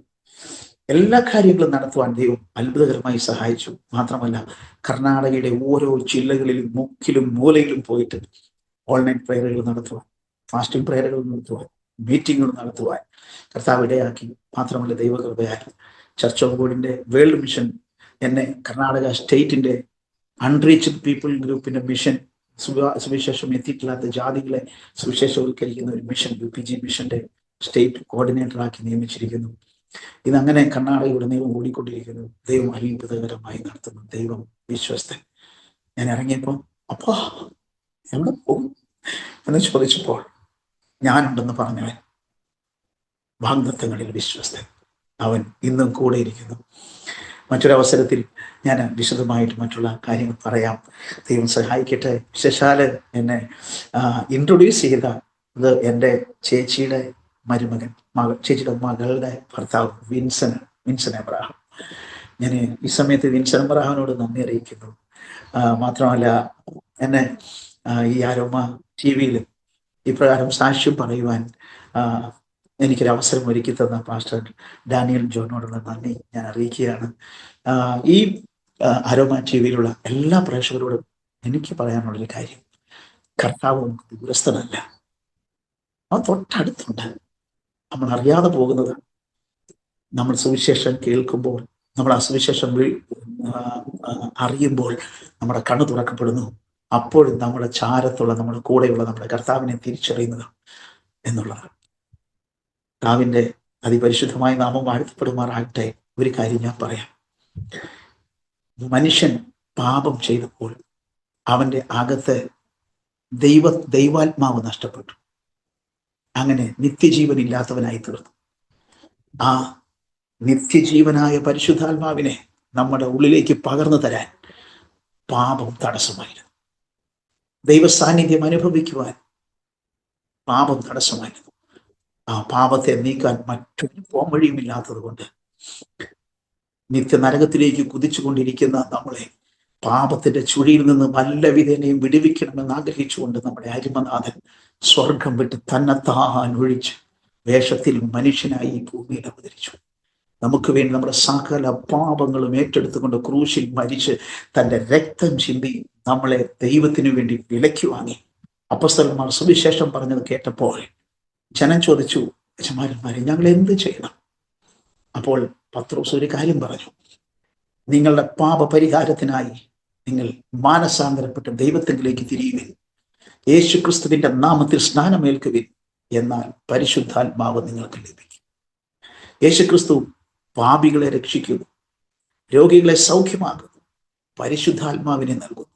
ഞാൻ പലപ്പോഴും പരിശുദ്ധാത്മാവിനെ നൽകുന്നു എന്നുള്ളത് എന്തിനാ പറയുന്നത് എന്ന് ഞാൻ ചിന്തിച്ചിട്ടുണ്ട്. പരിശുദ്ധാത്മാവ് നമ്മുടെ ഉള്ളിൽ വരുമ്പോഴാണ് നമ്മുടെ ആത്മാവ് ജീവനുള്ളതായിത്തീരുന്നത്, അല്ലെങ്കിൽ നമ്മുടെ ആത്മാവിൽ നമ്മളിൽ നിത്യജീവൻ വരുന്നത്. ആ പരിശുദ്ധാത്മാവ് അവസാനത്തോളം നമ്മളെ കൊണ്ടുപോയി, സ്തോത്രം, നല്ലൊരു സഹായകനായി കൂടെ ഇരുന്ന് അവസാനം നിത്യതയിൽ എത്തിക്കും. യേശു കർത്താവ് പറഞ്ഞു, ഞാൻ മറ്റൊരു സഹായകനെ അയച്ചു തരും. ഞാൻ പലപ്പോഴും ചിന്തിച്ചു, മറ്റൊരു സഹായം എന്ന് പറയുമ്പം അപ്പൊ 2 സഹായകന്മാരുണ്ടാകാതെ മറ്റൊരു സഹായകൻ എന്നൊരു കോണ്ടസ്റ്റ് വരത്തില്ലല്ലോ. അപ്പൊ ആ സഹായകൻ ആരാണ്? അത് യേശുവാണ്. നമ്മളെ പാപത്തിൽ നിന്ന് കരകയറ്റാനും നമ്മുടെ ജീവിതത്തിൽ അനുദിനം ജീവിതത്തിൽ വീഴ്ചകൾ വരുമ്പോൾ പിതാവിന്റെ വലതുഭാഗത്ത് ഇരുന്നു കൊണ്ട് അവൻ മറ്റൊരു സഹായകനായി. പിതാവിന്റെ വലതുഭാഗത്ത് നമുക്ക് മറ്റൊരു കാര്യസ്ഥനുള്ളത്. അവർക്ക് ഒരു കാര്യസ്ഥൻ യേശു കർത്താവ് പിതാവിന്റെ വലതുഭാഗത്ത്, മറ്റൊരു കാര്യസ്ഥൻ നമ്മുടെ കൂടെ പരിശുദ്ധാത്മാവ്. അവൻ നമ്മളെ നിത്യതയിൽ എത്തിക്കും. Price the Lord. മറ്റൊരുവനും രക്ഷയില്ല. ഞാൻ പറഞ്ഞല്ലോ, എൻ്റെ ജീവിതത്തെ സ്തോത്രം പാപത്തിന്റെ പടുകുഴിയിൽ കിടന്ന് എൻ്റെ ജീവിതത്തെ മാറ്റിമറിച്ച് സ്തോത്രം ഉറപ്പോടെ എനിക്കറിയാം ഞാൻ എങ്ങോട്ടാ പോകുന്നേ, ഞാൻ എവിടെ എത്തിച്ചേരും. മാത്രമല്ല എനിക്കറിയാം ഞാൻ എന്താ ചെയ്യുന്നേ. സ്തോത്രം. എനിക്ക് ലഭിച്ച ഭാഗ്യം എന്ന് പറയുന്നത് എൻ്റെ അരിമനാഥനെ, എൻ്റെ പ്രാണപ്രിയനെ സേവിക്കുവാൻ. പ്രിയമുള്ളവരെ, അവൻ നിങ്ങൾക്ക് വേണ്ടിയാ മരിച്ചത്. അവനിലൂടെ മാത്രമേ നിങ്ങളുടെ അകത്ത് നിത്യജീവൻ പ്രവേശിക്കത്തുള്ളൂ. എൻ്റെ ഉള്ളിലേക്ക് നിത്യജീവനെ നൽകിയ ആ കർത്താവ് നിങ്ങളുടെ ഉള്ളിലേക്ക് നിത്യജീവനെ തരും. വാസ്തവമായും നിങ്ങൾ വിശ്വസിക്കാൻ തയ്യാറാണെങ്കിൽ, ആ യേശുവിന് വേണ്ടി ഒരു നിമിഷം നിങ്ങളുടെ ഹൃദയം തുറക്കുവാൻ തയ്യാറാണെങ്കിൽ, നിങ്ങളുടെ പാപപരിഹാരത്തിന് വേണ്ടി മരിച്ചടക്കപ്പെട്ട് ഉയർത്തെഴുന്നേറ്റ യേശു തൻ്റെ രക്തം കൊണ്ട് നിങ്ങളെ കഴുകി ശുദ്ധരാക്കിയിട്ട് തൻ്റെ പരിശുദ്ധാത്മാവ് നിങ്ങളുടെ ഉള്ളിൽ നിറയത്തക്കവണ്ണം നിങ്ങളെ യോഗ്യരാക്കി തീർക്കും. ആ ഒരു ജീവിതമാണ്, പരിശുദ്ധാത്മാവോട് കൂടെയുള്ള ആ ജീവിതമാണ് ക്രിസ്തീയ ജീവിതം എന്ന് പറയുന്നത്. അതാണ് പെന്തക്കോസ്തിന്റെ അനുഭവം. അതാണ് പെന്തക്കോസ്തിന്റെ അനുഭവം. അതാണ് സുവിശേഷം. ആകയാൽ പ്രിയമുള്ളവരെ, ദൈവം നിങ്ങൾ ഏവരെയും സഹായിക്കട്ടെ എന്ന് ഞാൻ ആത്മാർത്ഥമായി പ്രാർത്ഥിക്കുന്നു. എൻ്റെ ഈ സാക്ഷ്യം നിങ്ങൾക്ക് അനുഗ്രഹമായിരിക്കുന്നു എന്ന് ഞാൻ വിശ്വസിക്കുന്നു. എന്നെ ഓർത്ത്, എൻ്റെ കുടുംബത്തെ ഓർത്ത്, എൻ്റെ കുഞ്ഞുങ്ങളെ ഓർത്ത് പ്രാർത്ഥിക്കണം. ഞങ്ങളുടെ മിനിസ്ട്രി ഓർത്ത് പ്രാർത്ഥിക്കണം. ദൈവം ഞങ്ങൾക്ക് തന്നിരിക്കുന്ന ഉത്തരവാദിത്വം വലുതാണ്. ഞങ്ങൾക്കറിയാം അത് മനുഷ്യരാൽ അസാധ്യം, എന്നാൽ ദൈവത്താൽ സാധ്യം. Praise the Lord. ദൈവം നിങ്ങളെ ഏവരെയും സമൃദ്ധിയായി അനുഗ്രഹിക്കട്ടെ. നമുക്ക് പ്രാർത്ഥിക്കാം. പ്രിയ പിതാവേ, തിരുനാമത്തെ ഞങ്ങൾ വാഴ്ത്തുന്നു. നല്ല ഒരു അവസരം ഞങ്ങൾക്ക് തന്നതിനായി സ്തുതിക്കും. പാപികളായി ഞങ്ങളെ അങ്ങ് സ്നേഹിച്ചതും പാപത്തിന്റെ പടുകുഴിയിൽ നിന്ന് ഞങ്ങളെ രക്ഷിച്ചതും കർത്താവേ, പാപത്തിൽ കിടക്കുന്ന ഓരോ വ്യക്തികളെയും രക്ഷിക്കുവാനും നിത്യജീവൻ ഇല്ലാതെ ഉഴലുന്ന, പാപത്തെ പച്ചവെള്ളം പോലെ കുടിച്ച് നിത്യനാശത്തിലേക്ക് പോയിക്കൊണ്ടിരിക്കുന്ന ഓരോരുത്തരുടെ ഉള്ളിലേക്കും നിത്യജീവനെ പകരേണ്ടതിന് അങ്ങ് സ്തോത്രം എത്രത്തോളം വാഞ്ചിക്കുന്നു എന്നുള്ളത് ഞങ്ങൾ മനസ്സിലാക്കുന്നു. കർത്താവേ, അടിയന്റെ ജീവിതത്തിൽ അങ്ങ് ചെയ്ത വലിയ പ്രവൃത്തി എന്നെ കേൾക്കുന്ന ഈ ഓരോരുത്തരുടെയും ജീവിതത്തിൽ അങ്ങ് നൽകുമാറാകണമേ എന്ന് പ്രാർത്ഥിക്കുന്നു. എന്നെ കേൾക്കുന്ന ഓരോരുത്തരും, ഏത് സഹോദരനാണെങ്കിലും, എവിടെ ഇരുന്നാണ് കേൾക്കുന്നതെങ്കിലും, ഏത് സഹോദരിയാണെങ്കിലും, ഏത് പൈതലാണെങ്കിലും, അവരെവിടെയായിരുന്നാലും, ഏത് അവസ്ഥയിലായിരുന്നാലും കർത്താവേ, അങ്ങയുടെ സാന്നിധ്യം ഇപ്പോൾ അവരുടെ അടുക്കലുള്ളത് അവർ തിരിച്ചറിയുവാനും അങ്ങേക്ക് വേണ്ടി ഹൃദയം തുറന്ന് അങ്ങയെ സ്വന്തം രക്ഷിതാവും കർത്താവുമായി ഹൃദയത്തിൽ ഏറ്റെടുത്തുകൊണ്ട് പാപക്ഷമയും നിത്യജീവനും പ്രാപിച്ച് പരിശുദ്ധാത്മാവിൽ നിറഞ്ഞ് യഥാർത്ഥ പിതാവിന്റെ ഇഷ്ടമുള്ള സ്വർഗത്തിലെ പിതാവ് വിഭാവനം ചെയ്ത ക്രിസ്തീയ ജീവിതം നയിക്കുവാൻ സഹായിക്കുമാറാകണമേ എന്ന് പ്രാർത്ഥിക്കുന്നു. ആരോമ ടിവിക്കായി സ്തോത്രം. അതിന്റെ അണിയറയിൽ പ്രവർത്തിക്കുന്ന സകല പ്രവർത്തകർക്കായി സ്തോത്രം. ഡാനിയൽ ജോൺ പാസ്റ്റർക്കായി സ്തോത്രം. അനുഗ്രഹിച്ചാട്ട് കർത്താവേ. ഈ ടി വി ചാനലിലൂടെ അനേകർ അങ്ങേ അറിയുവാൻ, അനേകർ അങ്ങയുടെ സ്നേഹത്തെ ആകൃഷ്ടരാകുവാൻ, നിത്യതയിൽ എത്തിച്ചേരുവാൻ ഇടയാകട്ടെ എന്ന് ഞാൻ പ്രാർത്ഥിക്കുന്നു. എല്ലാ നന്മകൾക്കായി സ്തോത്രം. നന്ദിയോടെ അങ്ങയെ വാഴ്ത്തുന്നപ്പാ. പെറ്റമ്മ മറന്നാലും ഞാൻ നിന്നെ മറക്കുമോ എന്നുള്ള നിന്റെ ചോദ്യം ഇവരുടെ ഓരോരുത്തരുടെയും കാതുകളിൽ മുഴങ്ങട്ടെ. ഒരിക്കലും മറക്കാത്തവനായ, അമ്മയെ കാളപ്പനേക്കാൾ ഉപരിയായി സ്നേഹിക്കുന്ന അങ്ങയുടെ സ്നേഹം ഇവിടെ ഹൃദയങ്ങളിലേക്ക് പകരപ്പെടട്ടെ. പരിശുദ്ധാത്മാവേ, അങ്ങത് ചെയ്യുന്നത് കൊണ്ട് സ്തോത്രം. പ്രാർത്ഥനയേട്ടതിനായി നന്ദി. യേശു കർത്താവിന്റെ പരിശുദ്ധ നാമത്തിൽ പിതാവേ, ആമേൻ. Thank you so much. ദൈവരെയും ധാരാളമായി അനുഗ്രഹിക്കട്ടെ. ഒരിക്കൽ കൂടി പാസ്റ്റർ ജോൺ ദാനിയൽ സാർ നന്ദി. God bless you. God bless your ministry. ആമേൻ, ആമേൻ, ആമേൻ. താങ്ക് യു കർത്താവിൻ്റെ ദാസൻ പാസ്റ്റർ MS ജോയി അവറുകൾ. വളരെ അനുഗ്രഹിക്കപ്പെട്ട ജീവിതത്തിൻ്റെ ഏടുകളിലൂടെ സഞ്ചരിച്ചുകൊണ്ട് ദൈവം നടത്തിയ അത്ഭുതകരമായ വഴികളെക്കുറിച്ച് ദൈവനാമ മഹത്വത്തിന് വേണ്ടി പ്രേക്ഷകരോടൊപ്പം പങ്കുവയ്ക്കുവാൻ കർത്താവ് കൃപ ചെയ്തത് ഓർത്ത് ഞാൻ ദൈവത്തിന് സ്തോത്രം ചെയ്യുന്നു, സ്തുതിക്കുന്നു. ഒരു കത്തോലിക്ക കുടുംബത്തിൽ ജനിച്ച് വളർത്തപ്പെട്ട് പട്ടിണിയും ദാരിദ്ര്യവും കഷ്ടപ്പാടുകളുടെയും നടുവിൽ ആ കണ്ണുനീരിൻ്റെ അനുഭവങ്ങളിൽ നിന്ന് ദൈവം കൊണ്ടുവന്നതായ ശ്രേഷ്ഠമേറിയ അനുഭവത്തിനായി ഞാൻ ദൈവത്തിന് സ്തോത്രം ചെയ്ത് സ്തുതിക്കുന്നു. അതിനുവേണ്ടി കൊടുക്കേണ്ടി വന്ന വില വളരെ വലുതായിരുന്നു എന്ന് ഓരോ വാക്കുകളിലൂടെയും മനസ്സിലാക്കുവാൻ തക്കവണ്ണം കഴിഞ്ഞു. സ്വന്തം മാതാവും പിതാവും സഹോദരങ്ങളും പ്രിയപ്പെട്ടവരും കൂട്ടുകാരും ഒക്കെ നമ്മളെ ഒറ്റപ്പെടുത്തിയപ്പോൾ ദൈവത്തിൻ്റെ പദ്ധതിയിലേക്കുള്ള ദൈവീയ നടത്തിപ്പുകളായിരുന്നു എന്ന് പിന്നത്തേതിൽ അത് തിരിച്ചറിയുവാൻ കഴിഞ്ഞു. എന്നാൽ അത് തിരിച്ചറിയാതിരുന്ന സമയങ്ങളിലൊക്കെയും അതിനെ മറുതലിച്ചുകൊണ്ട് പിന്മാറ്റത്തിലേക്ക് പോയ പല സന്ദർഭങ്ങളും ജീവിതത്തിലുണ്ടായി. അപ്പോഴൊക്കെയും പിശാച് വലിച്ചിഴച്ചു കൊണ്ടുപോയി പാപം പല നിലകളിലൂടെ ചെയ്യിപ്പിക്കുവാനിടയായി തീർന്നു. പരിണിത ബലമോ നിന്നയും അപമാനവും ജയിലും മദ്യപാനവും മയക്കുമരുന്നും ലഹരിക്കടിമയും മറ്റുള്ള മനുഷ്യർക്ക്, നിയമപാലകർക്ക്, സമൂഹത്തിന് പ്രിയപ്പെട്ടവർക്കൊക്കെ ഒരു തലവേദനയായി പരിണമിച്ചുകൊണ്ടേയിരുന്നു. എന്നാൽ പ്രപഞ്ച സൃഷ്ടിക്ക് മുന്നമേ സ്വർഗത്തിലെ ദൈവത്തിൻ്റെ കാര്യപരിപാടിയിലേക്ക് ദൈവം തിരഞ്ഞെടുത്തത് കൊണ്ട് വീണ്ടും ദൈവത്തിൻ്റെ മഹാകരുണയാൽ, ദൈവത്തിൻ്റെ മഹാദയയാൽ, അവൻ്റെ ബലമുള്ള കരത്താൽ ദൈവം പിന്നെ ചേർത്ത് പിടിച്ചു. ചിതറിക്കിടന്ന അസ്ഥികളെ ഒരുമിച്ച് കൂട്ടിച്ചേർക്കുമാറാക്കിയതുപോലെ ആമേന് ആ വിശ്വാസത്തിൻ്റെ വചനങ്ങൾ, ആ വിത്ത് വളരെ ചെറുപ്പത്തിൽ തന്നെ ഹൃദയത്തിൽ വിതയ്ക്കപ്പെട്ടിരുന്നത് കൊണ്ട് ആ വചനം കാലക്രമേണ ഏതെല്ലാം വിധത്തിൽ വിതയ്ക്കപ്പെട്ട ദൈവത്തിൻ്റെ വചനത്തെ നശിപ്പിച്ചു കളയുവാൻ ഏതെല്ലാം ആയുധം ഉപയോഗിച്ച് അതിനെ തകർക്കുവാൻ ശ്രമിച്ചോ അത്രയും ശക്തിയോടുകൂടി അത് വീണ്ടും ആ പ്രതിബന്ധങ്ങളെ അതിജീവിച്ചുകൊണ്ട് ജീവിക്കുവാൻ മുന്നോട്ട് ഉയർന്നു വന്നു. അതുകൊണ്ട് എല്ലാ പ്രശ്നങ്ങളെയും അതിജീവിച്ച്, എല്ലാ സാഹചര്യങ്ങളെയും അതിജീവിച്ച്, എല്ലാ മതിൽക്കെട്ടുകളെയും ഭേദിച്ചുകൊണ്ട്, എല്ലാ സാഹചര്യങ്ങൾക്കും അപ്പുറത്തേക്ക് ആ ദൈവത്തിൻ്റെ വചനം പുറത്തു കൊണ്ടുവന്ന് ഇന്ന് സ്വാതന്ത്ര്യത്തോടുകൂടി, സന്തോഷത്തോടുകൂടി, സർവശക്തൻ്റെ പിന്നാലെ സഞ്ചരിച്ചുകൊണ്ട് കർത്താവിൻ്റെ നല്ല സാക്ഷ്യം വഹിക്കുവാൻ ആ കർണാടകയിൽ കർത്താവ് ഇന്ന് ഉപയോഗിച്ചു കൊണ്ടിരിക്കുന്നു എന്ന് കേൾക്കുവാൻ കഴിഞ്ഞതിൽ ഒത്തിരി സന്തോഷമുണ്ട്. അതിനുവേണ്ടി കൊടുക്കേണ്ടി വന്ന വില വളരെ വളരെ വലുതാണ് എന്ന് കേൾവിക്കാരായ ഏതൊരു വ്യക്തിക്കും മനസ്സിലാക്കുവാൻ തക്കവണ്ണം കഴിയും. ആമേൻ. കുപ്പയിൽ നിന്ന് എടുത്തതായ ഒരു മാണിക്യം പോലെ ഇന്ന് കർത്താവിന് വേണ്ടി കർത്താവിൻ്റെ കരങ്ങളിൽ ഉപയോഗിക്കപ്പെടുന്ന അനുഗ്രഹിക്കപ്പെട്ട ഒരു പാനപാത്രമായി, ഒരു മാനപാത്രമായി ദൈവത്തിന് വേണ്ടി ഇന്ന് പ്രയോജനപ്പെട്ടുകൊണ്ടിരിക്കുന്നു എന്നുള്ളതായ ഈ സാക്ഷ്യത്തിനായി ഞാൻ ദൈവത്തിന് സ്തോത്രം ചെയ്യുന്നു.